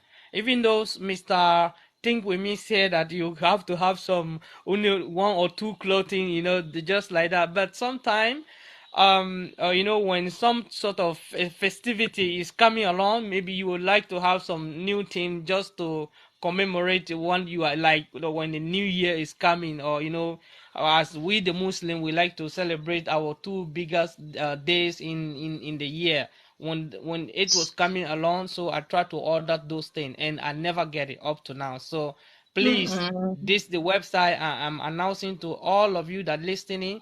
They call it Billionaires, BRLANAS.com. They are a fake website. They are only getting your money, getting your bank information without you getting the product. Please do not order from them. Yes, so we go back to the topics. You know, has Mr. Think with me said it all, but we would just like to add some stuff there. You know, like there are some people like imagine some men. They sometimes the man is economically educated. Like the men know how to manage this money, how the family earning everything. But if you have a good or a bad woman, like your wife like to spend, you will get in financial trouble. Or if your girlfriend like to spend, you will also get in financial trouble. Because if you spend more than what you earn, then there is a problem. And some of our young women like to even encourage our boys, our men, like, oh, your friends are doing this. What about you? Your friend has Mercedes. Your friend has BMW. All these things, encouraging, enthusing those guys to do the unthinkable in order to get money.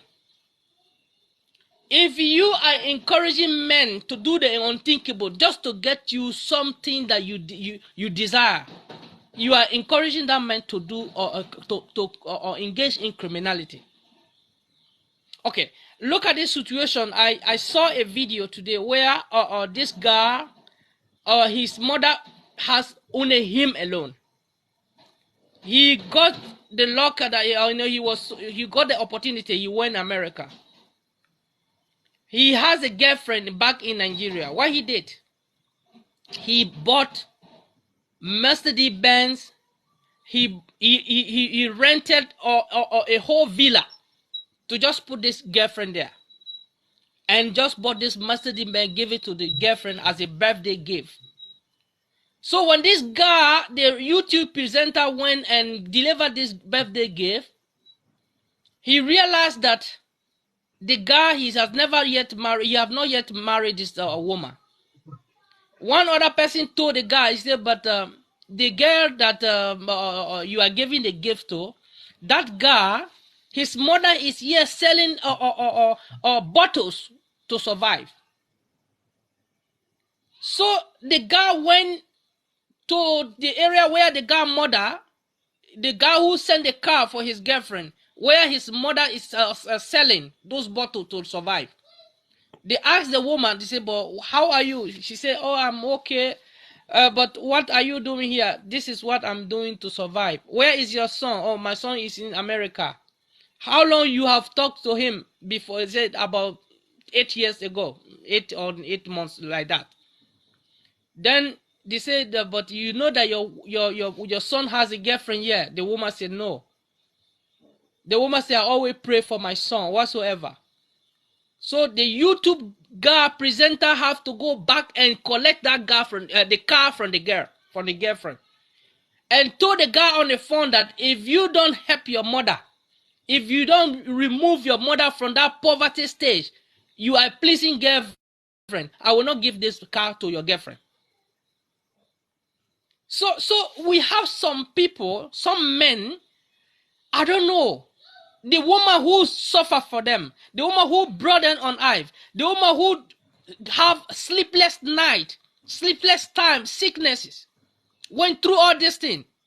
Then when time comes, if you become somebody or any something on your own, you want to neglect those who has helped you to become human being. What sort of ungratefulness is that? So we have many things ongoing because we have some people, even though yes, as Mr. Think With Me said, that somebody want to become king, somebody want to give to everybody. Yes, that is not good as well. It's not good at all. But I think there are certain people in our life, your mother, your father, the stone that you step on before you arrive to that glory, you should not forget about those stones. because your blessing, you got it through them. But some people, when they reach at the top, they forgot everything. You can save money whatsoever. You can be a good investor. But if anything, there's no blessing behind. It's just a fake or something that can go as quick as possible, because there's no blessing behind it. So we should also think about that. That when we were back in Africa, or we have struggled with people, we have experienced poverty with people, we have had some many things with people. So when we come, whether abroad or wheresoever, if God help you sometime and you see that person, I'm not saying that you should help the person perpetually, but you can even say, okay, let me just give the $50 to the person and propose business idea to the person that, okay, take this $50 or $100, but I don't want you to just go and buy food with it. Do this business. Maybe 2-3 months, 1 year later, that money will increase. If that your friend or sister, whosoever that you gave that money to, they they try to reinvest that money into different things, you will see that they will no longer ask you money, because that your one money you give to them, that your one remittance you give to them, they have managed it and improved their life with. We should also educate people financially, as the way Mr. Think with me was saying. Because if you give, like, for instance, $500 to somebody that has never handled $100 before, that money is doomed to be vanish. Before you give money to anyone, you should educate the person how to manage this money, how to handle it, and tell the person that this is your first and your last chance. If you spoil this money, if you damage this money, if you just spend this money carelessly, Wait. that means we'll never get something back from you. So I think I will stop here, and thank you all. I will just be here listening. Thank you. Mr. Kamara, so, Thank you so much, Mr. before you Kamara. leave, I'm very sorry, Martha. I never usually like to interrupt. What Mr. Kamara Yeah. said is a very, very, very strong point that it shouldn't be taken lightly.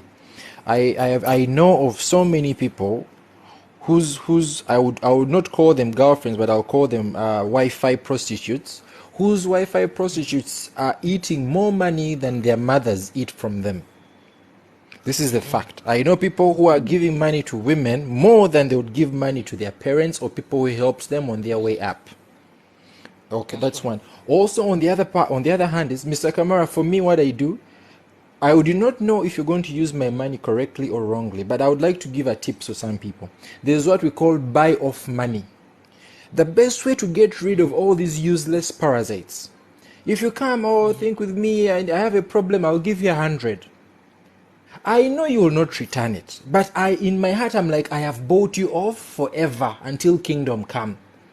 We shall do the accountability checks and balances when Jesus is back. But from then until today, you'll never bother me for anything else. Let's learn to buy off people so they don't call us rude, they don't call us selfish and mean. Matt, if somebody has a problem, give him 100 dirham in your heart. Just know you're buying him off permanently until the checks and balances on Judgment Day. This is another way of getting rid of useless people who have no value to our lives. Thank you, Kamara. Thank you once again. Yeah, Thank you but do so you much. tell them? But do you tell them that I'm buying you off with this money? Do you tell them No, knowingly no, no, No, no, or no. not? no. No. I'll talk to them nicely. As, oh, brother, that's so bad. Okay, let me give you this 100. When will you pay me?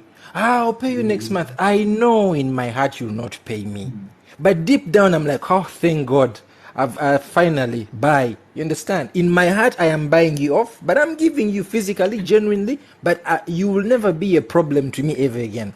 So, Mr. Think with Yeah. me, please, Mr. Kamara, what in the case where someone even comes, you even go as much as giving the person even 400 or 500. He obviously promised that he's going to pay, and he doesn't pay. And as after about 6 months or a year, he comes and starts explaining why he has been unable to pay, which is an indirect way of coming back to ask for more. Martha, we need to get these things correctly.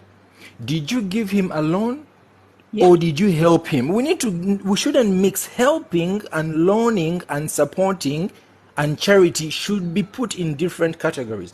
Did you give him this 500 to help him or to loan him? Because there are different things that come along with it. It's Did you nothing loan to him the do. money? You know, some of these people come with what they want. Okay, They forget all these say, you issues. loan me They this will money. always have a reason. I understand. But my question is, did you loan him the money? Yeah. Yeah, Mata is a No, very no, straightforward. What Tigbe is no. saying is very straightforward. Either you loan When him you or you let loan, me. never see, give. when you loan someone money, there are principles in economics that you must follow. They must give you security. You must have an agreement. Don't loan to a person that you're not willing to either punch or take to court. In Africa, of course, we go with the punching. I'll call my friends, we shall look for you. Okay, in UAE, we shall not do that. I'm sorry. In UAE, then you have to go to court. If you cannot take me to court, Martha, if you're not strong enough to punch me or look for me and come and take my TV or my fridge, don't loan me your money. It is as simple as that. But if you're helping, help without expectation. Do not give me your 500 if you are helping and then later start crying that I've not returned your money. Be clear, be specific on how you're giving out your money. Mr. Think with me, I'm not cutting you off. You just you made me to remember my late dad. What he used to do is that, in the village where I grew up, he was the richest man in the village. What he did, he has a boutique, he has businesses going on, but everybody used to buy things in his boutique. So when people want to take credit, they used to come to him. So um when they are first time taking credit, he will give to them. So if that person is unable to pay that credit, they will still come back again when they jam. They will still come back to say, "Oh, Alhaji, please, my son is dying. My like that." They will still come. You know what my father used to do? If they want to take new credit upon the credit they already have, my father would just, if the $100 they come for, my father would just take $5 like that and give. So, oh, I'm sorry, my business is not moving well. I'm sorry, just hold this one. This is for you. This is not for credit. This is for you, and just make them to go away with that $5. Maybe that $100 or $200 they came for, but $5 they will not leave empty-handed. So $5, maybe $2, it depends how much they ask. But they always go with something that, oh, he said he didn't have money, but he just gave me this one. It's not for credit. This is just free. This is how my father used to do. Just for the people to not have that kind of animosity against him. So he just used to buy them off. You credit you for the first time. You don't pay it. He will not bother you. If you come for the second time, you will never get that second credit. But he will just give you sacrifice with $5, $10. This is for you. Go, please. I don't have money to credit you right now. Thank you. Wow. Thank you so much. Hello, Mr. Adetobi. Oh, okay. Thank you, Mata. Welcome. Quickly, let me respond to Kamara. What your father was doing practically is being kind to humanity, and because he has the resources to do that the second time. But if you listen carefully to what Think With Me said, we should be very clear, especially when people are approaching us for money. Are you loaning this money or you are asking for a gift? And then that terms and condition needs to be clearly defined. If I'm loaning you money, there are terms and conditions for giving you a loan. And in that terms and condition, you already mentioned when you are going to give back. So failure to give that money back is a breach of trust. Mm-hmm. You have Yes, breached the trust. So, and once you that's breach right. the trust, to trust you the next time is difficult, because the same way you defaulted the first time, you will default the second time. So we are talking of money. So you Yes. need to be very careful. And there are people that when you see them, when they are coming to meet you for loan, even you yourself, you know that this person cannot afford this money to give back to you. Somebody that, for instance, in UAE, somebody that is earning 1,000 dirham as salary, you know where he's working, you know the kind of job he's doing, you know his salary is about 1,000 dirham, and he's asking you, please borrow me 2,000. Where will he get? And he said, I will pay you next month. Where will he get it? So you need to also examine people, know their capability, know what they can do. And if you know that their money they are asking you, that you are very sure they cannot pay you back, and they really need this help, give them what you can. Even if they don't return it to you, it will not hurt you. You know that, okay, I've given you this. From my mind, you are borrowing it. But I know if you don't bring it back to me, if you don't return it, I won't hold you responsible for anything. I will move on. But like Think With Me said, it's like they seal their fate for the future, because such people cannot come back to me and say, borrow me. I will ask you, the last one you borrowed, have you returned? And once you defaulted, it's a breach of trust. So let us make it clear. Don't let people come to you and just tell us things, and we don't really understand the terms, whether I'm giving you as a gift or I'm lending you. So this needs to be clear. And again, Yeah, Mr. Adeboye, Mr. Adeboye, from the African perspective, certain traditional area, if you focus or if you means people with your own property, the money is yours. But if they feel like you are trying to somehow, I don't know, belittle them or mean them, some of them will have that bad intention just to do you bad, either to eliminate you traditionally or some other way. So to avoid those problems, you will not leave. My father used to use that technique.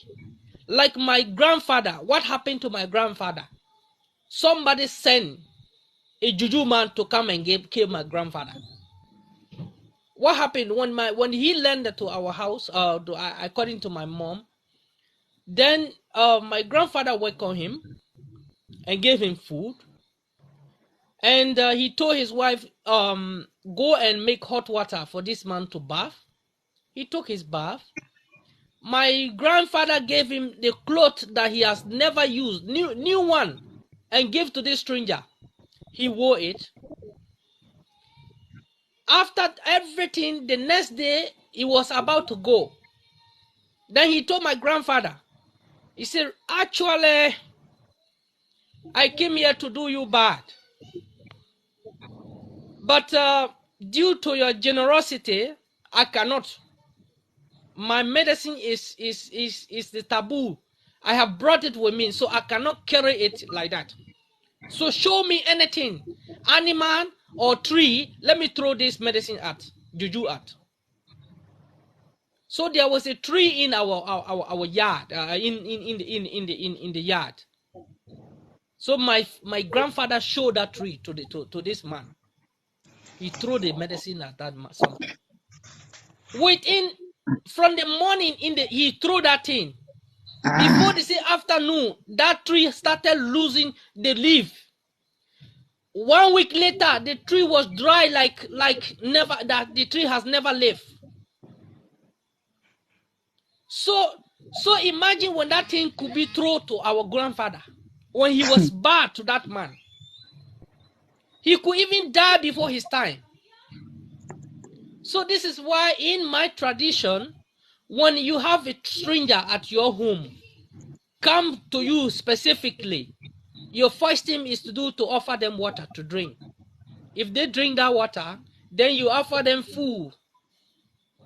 My grandfather even used to do it like he used to give potato to newcomer and observe them how they will eat the potato. When they eat the potato with something on it without peeling it, that means they are hungry. Then my grandfather will ask the wife to bring more food. But if they start peeling the potato while eating it, that means they are not hungry. This is how you used to observe people. That's So, wisdom. so yeah, so we have some many things. We can use the Western way. It's good, but I think in some, I'm talking to people back home. Camara, Back home, if you are doing that thing, you have to do it in a different way, in a different perspective. Thank you. Camara, sorry, Yes. my apology that I have to also cut in a bit. The Yes. fact that I will not totally disagree with what you said, and that is kindness to humanity. Yeah, we must learn how to be kind, but not at your detriment. If you have, you give, but if you don't have, you cannot do beyond yourself. And that is what we've been talking about since morning. There are a lot of, in fact, I love what Think With Me used. He said he will not call it responsibility, but he will call it liability. There are a lot of liabilities that are coming in. I agree with you that your kindness may make a way for you sometimes, but see, there are some wicked people, whether you are kind to them or not, they still kill the people. They still kill somebody. So it doesn't really matter whether your kindness can give you a safe heaven or not. The truth of the matter is everyone on this platform is encouraged to be kind to other human. So what your father was doing then was just being kind. He was just being kind to humanity, which is plausible, and which is a great way of living, perfect way of living. But at the same time, even you can have people that are so kind, so nice, and you see people hurting them or harming them. Let us not go into that.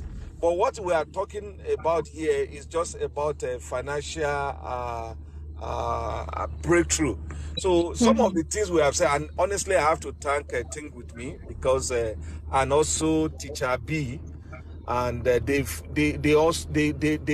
with the topic very well, and the way our lifestyle also contribute to the way we mess up with our financial life. Like somebody gave us a practical analysis of how he's been living his life. You see, you just spend money anyhow. You carry women, you drink, you go to club, you do all these things. They impact on our financial stabilities. And if you take cognizance of what Think With Me said, honestly, majority of people that are on this platform tonight, we agree 100% that this is the true definition of the reason why people are poor. They are poor. So we need to take them seriously, and we need to take action. You need to change. We need to change our lifestyle to make sure that we do some saving, we invest money, because when you don't save and you don't invest, it's like you are eating up your future. A man that doesn't save and invest, he doesn't have a stable future, because Uh, there's no amount of salary that they can pay you that is enough to take care of your future.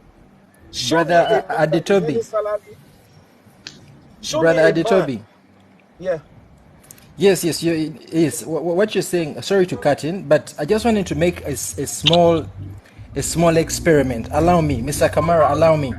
I just have to ask one question. Mr. Kamara, don't take it in a bad way. Just a simple question. Do you have money? Yes or no? Just a yes or no question. Okay, Mr. Adetobi. This is the experiment. Do you have money? Just yes or no. Yes. Martha, do you have money? Yes. Now, with this kind of question, this is where now the problem is. Why do we have to show people that we have money? Martha, who told you you have money? Why do you say you have money? Mr. Detobe, you don't have money, oh, none of us has money. Why is we need to stop presenting ourselves to people out there that we're actually moving with money that is actually enough to give out. We need to stop creating this impression that actually I'm available for you to come and borrow 100 dirhams. I am not available. Anytime somebody asks, bro, do you have money? I'll tell you 1 million problems. Bro, I need 100 dirham. I say, I had it 5 minutes ago, but I spent it. I wish you had come a bit early. I would give you, but next time I will give you. We need to find excuses not to avail our finances to everybody. Why do you say that, yes, I have money? It is a wrong answer. Okay, deep down you know you have money, but do not avail it on a silver platter for everybody to know, therefore come and access it. This is what I believe Mr. Kamara's parents had as a problem. This, like in the diaspora, why I know people who tell their parents how much they earn. Why would you tell your people how much you're earning? Because for I'm them to telling ask you, you very for well. 500 dirham, it means they know how much you earn. Because if you They ask are a making person them. who is earning 600 dirham, I know people who earn 600 dirham, our workers, some of them earn 600 or 800 dirham basic. Now, if a person comes and asks for 1,000, and I have 800, it means he doesn't know how much I earn. But why do you tell people how much you earn? This is the fake life that we are talking about, Mr. Adetobi. That people are living this high-end classy kind of life, yet they're actually poor. So people out there keep calling you for money, for help, because this is how you present yourself to be. You understand? We need to always have reasons why we don't have money. Martha, next time someone asks you, do you have money? Please say you don't have money. Say, my dear, I've just spent it I just don't now, have now, now, from now now. on. No, you had, but you Mm, spent it. Because we don't want again to say negative mm. things about money. Yes, I had the money. Oh, bro, next time I'll give you. But just now, I just spent it now, now, now. I had to do some things, but hopefully next time. Please, do not avail yourself. If you've studied the rich people don't dash out money. Rich people always have reasons why they don't have money. Anytime you go to a billionaire, you will not go to Dangote and he will just pick in his pocket. There was an interview I was watching, and one person asked Dangote that, do you have money in your pocket? Dangote said he doesn't have any money, that he only moves with his phone. Dangote doesn't carry any dollar in his pocket. This is how the rich people behave. Uh, Rich people are selfish. But now Think with Mr. me. Yeah, Detobe so true. gladly said, I have Yeah. money. Bro, Yeah, anytime you come to me for money, I have the money, but I've just spent it. Yes, brother, tell me. think with me. If one actually look deeper into what you said, you make some sense. But at the same time, it was the reason why I believe the reason why myself and Mata answer in affirmative is because it was a direct question, and to Yes, establish the brother, no fact. offense. No, no, it's No okay. offense. It was just an No, let me just experiment. land. Let me just finish because the combination of having money is if God bless you to the extent that you can afford whatever you need, you are not doing more than yourself within your limit, you have it. It may not mean that you are as rich as.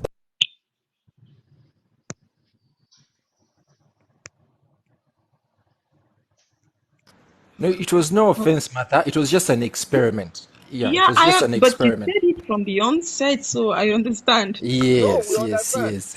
We're thinking, no, no, no, no, no, no. We're not at all. We're not picking any offense with Yeah, you. No, okay. at all, not at all. Yes. So and I also agree with you that some of us we show off. We have 10,000 dirhams in our account. We believe as if we have the whole world. And I like the analysis you also used before that if you think that your salary is 5,000, your salary is 8,000, your You're salary is poor. 10,000, as far as this society where you are living in, you are a poor man, you are not rich at all. Because when you look at the things that will make you to be able to survive in this country, by the time you spend certain amount of money, you can't compare it to somebody that is in your country that is spending your local money. So we shouldn't see ourselves as if I have money. but you have sufficient at least that can take care of you. I agree with you. And without any offense, you are totally correct. There's nobody that will, even Dangote, when he was asked, yes, they asked him that question too. And they said, are you a rich man? He actually confirmed that, yes, I'm a rich man. But he said something. He said, there are so many rich men out there. Dangote said this himself, and I watched the documentary. He said, there are so many rich men that out there, but do you know the problem the rich men are having? He said, because when the money start coming, they don't have plan on how to spend the money. So they spend the money anyhow. And that is when you see them living a frivolous lifestyle. They start blowing the money anyhow. But for him, that any money that he gets, he put it back into the business. It reinvest it into his business, because it was the investment that brought the money in the first place. That he doesn't want the business to die. That's why he's reinvesting the money into the business. So we need to learn from that. Even when you think that you have money, God has blessed you in the little way, you need to look at what is bringing this investment. Like I said, it's not the salary that you are earning that will bring you to that level of financial breakthrough. It's not your salary. It's what you can invest in that is bringing in money for you on a daily basis. When men are sleeping, rich men, they are making money when they are sleeping. But poor men, you have to work very hard before you get the money. You have to be awake to make the money. But rich men, even when they are sleeping, people are working for them to make the money. And when that money is coming, have a plan to reinvest it. Thank you. Thank you Yes, so much, I Mr. just want Adito. to add, let me just add to what he has said. Once more, good evening in the house. You're Yes, welcome. in addition of what he has said concerning the rich people and what from his illustration about Dangote, that is true. What I want to add is this: the rich people, they don't give money for free. If a rich man wants to give $100, you have to work something. If there is nothing for you to work, he will send you maybe behind his house, or for you to go and clean his car, to go and wash his car, maybe to polish his shoe, maybe to do some other thing. But for us that we are still going, we always feel like that giving money for free, helping people for free. If you see a rich man, just like we are saying, even if he wants to help his relative, he cannot give him the money for free. He will tell you have to do something before I give you. So let's try to come out of that mentality of always giving money for free and stuff like that. Furthermore, again, concerning the aspect of money borrowing, one thing I've learned again is that if you are somebody who always borrow money, never borrow the amount of money that you are not ready to lose the money, because experience and has shown that from the world we are living shows that when you borrow money to somebody, 80% they never give the money back. So what I'm saying is that when you borrow money if you are borrowing 100 dirham to somebody, make up your mind that that money is lost, that you have lost that money, because statistics has proven that the money will never come back again. If the person gives, fine, you should be fine. If the person does not give, just make up your mind that as I'm borrowing this money to this person, if he gives the money, fine. If he doesn't give it, fine. But as you borrow the money, Let, make let, sure let that me let, you are let me help you ready on that to one. lose the money. Yeah. Let me just add one thing. Never you learn out something. Never you learn out money you cannot let go. That's the key, and that's That's the what point I'm trying you to say. And above everything again, most of us we are believers, some of us here are Christians. So once in a while we should always thank God for everything that He has been doing. Because without Him, we cannot even have this idea we are saying. Without Him, we cannot do what we are saying. We cannot express this our ideas. Yes, Mm. like for some of us that we believe in God, yeah, because it is Him who give us power to pursue the word, the finance, the knowledge that we are given. So at some point in time, let's have some self recognition to always have maybe 1 hour to 30 minutes. It depends on you to really sit down. It depends on your religion. Because as for me, Christian, I can have maybe 30 minutes, 1 hour to just thank God for whatever He has done. I don't know about other religion, but that is just an encouragement I am giving to that. Thank you so much, So the legend. that is that I have for my own contribution. Hello, Dr. Saab. Yes, hello. You've not said anything. Thanks for joining us today. It's such a pleasure to be here. Thank you, everybody. Honestly, I have just been listening and I've learned a lot. Anyway, I am Nigerian. I'm Nigerian, and from Nigeria, I'm Igbo by tribe, and I live in Riyadh, Saudi Arabia. I want to thank you very much. Think with me. I want to thank you, Adetubi. I want to thank all of you because I've just been listening, especially the man that talked about the perfumes, and I mean, he gave me a very good laugh, and all of that. I've seen a lot of nasty things happen in Riyadh here anyway. There was a man, I can't remember his name, the one that talked about the perfume. That was Teacher B, right? Was it? Or Yeah. Kamara? No, it's Kamara. It's Kamara. Okay, I mean, he gave me a very good laugh.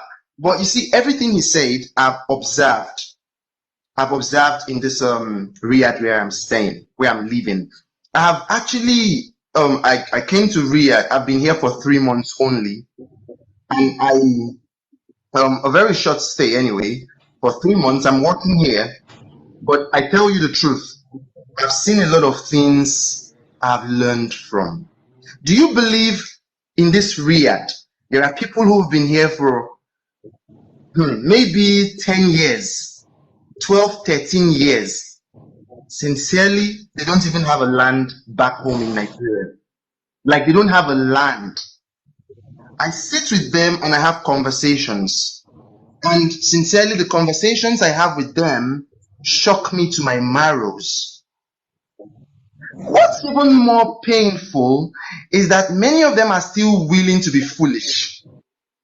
Like, in fact, since I came here, most of them have even told me where to find the Kenyan ladies. Most of them have even told me where to find the Ugandan women. And sometimes I just sit back. I know how hard I work. I just sit back, and when I'm paid my salary, I can just imagine how I should just waste my salary. I mean, waste my life, and then still stay in this place for maybe 20 years. No, God forbid, because the aim was actually to come to the Gulf to work, get a lot of capital, and put it in Nigeria, in existing businesses that failed because of economic inconsistencies. Most of my businesses failed. I even when I applied the best management taught to most of my businesses and enterprises, most of them failed because of the harsh realities of the economy and so much market friction. I can now imagine coming over here to work, and then I spend my entire resources on women and on expenses that I know are even beyond my salary. In fact, when I came to this place, I met colleagues who drive very, very big exotic cars. I'm talking about cars that are worth close to my salary, to be honest with you. I don't know how many years I have to save.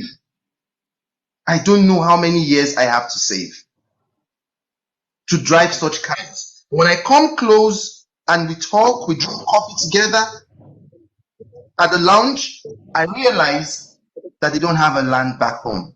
Even a half plot, a quarter plot of land back home. And because life in the Gulf is very sweet, like I've noticed.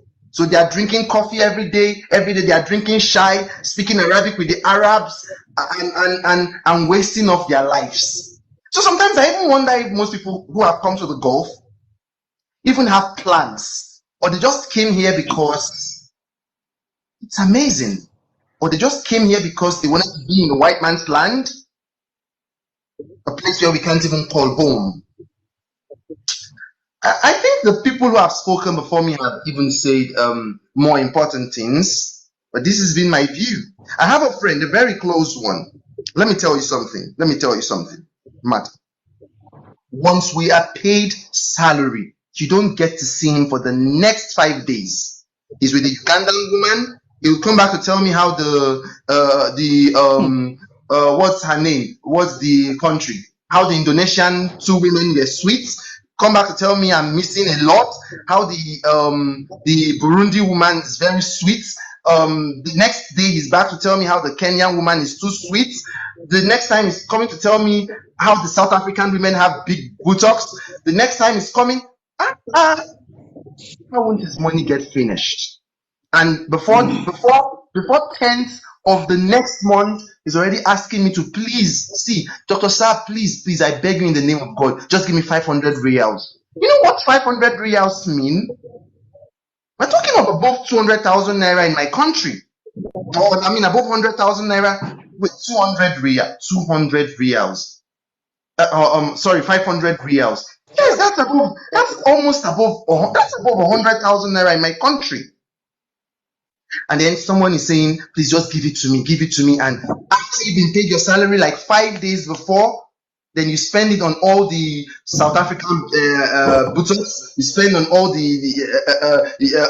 what do we call it? The Indonesian buttocks. And oh my God, I don't understand. Omo, like we will say in Nigeria when we are tired, we say Omo. It's an expression to say, I mean, we even lack explanations for this thing. And I'm not ready to be poor. I know how it's been back home. Like, do you even know what it takes a microfinance bank to give you 100,000 naira? And once you default, do you know the embarrassments? Do you know the strong disgrace you face? Man, it's crazy. I think I'm done. I mean, that's it. But I live in shock practically. Like I live in shock. It's terrible. Thank you so much, Dr. Saab. Okay, guys, I want to appreciate all the speakers of tonight, and I want to encourage us all. Like, from this particular live show of today, we all have come to realize that indeed no voice is insignificant. Yes. No voice is useless. No voice is too small. I just saw Mr. Think with Miss comments. That's why I'm laughing. It's making me laugh He wants also. you to say some sweetness. Okay. He says what? Diabetic. See, guys, let me tell you something. Please, let's keep talking about these things. Like, we'll be doing it today and we feel like no one is listening. No one is paying attention. But you'll be shocked that people are changing. People are actually listening. There are so many people on fire. Like Mr. Ambles said the last time. It's true. I have so many of my friends and colleagues. They don't want me to notice them, so they stay on fire. They're watching. They're watching. And we're creating impact. Thank God for you all. For Mr. Think With Me, Mr. Adetobi, Dr. Saab, Mr. Ambles, Teacher B, like everybody.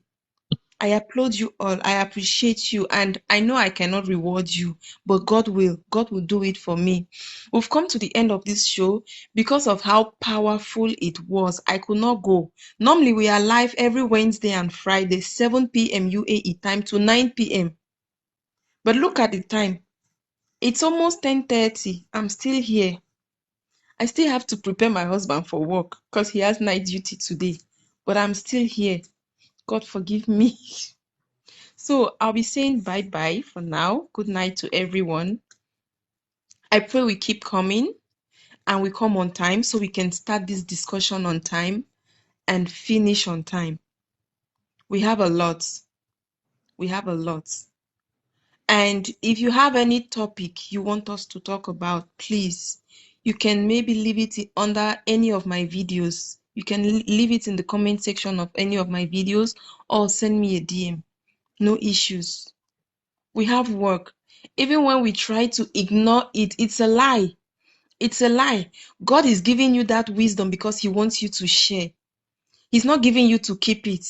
He wants you to share it. See all the plenty of wisdom Mr. Think With Me has. Mr. Think With Me, you cannot keep it. Share it with us like you've been sharing. We appreciate you and we'll keep thanking you. We'll keep thanking you. We cannot pay you. All we can say is thank you. Thank you. Mr. Adetobi, Please, I believe there's still a lot Try in you. to There's Martha, still please a try to lot in follow you. me back so that I can know when you are online as well. Okay, All right, thank you. I will. I will. Guys, good night to everyone. Stay blessed and see you on Wednesday. We are live 7 p.m. to 9 p.m. every Wednesday and Friday. I keep repeating it. And now I'll be saying bye bye, good night, have a lovely weekend, enjoy yourself, but don't spend too much. Don't spend too much. Good night, Martha. Thank you. Yes? Good night, Martha. Yes, sir. Yeah. No, I said good night. I said good night. Okay. Good Yeah. night, good night, good Thank you night. very much. Ah, oh, Mr. Kamara says his new name is Think With Us.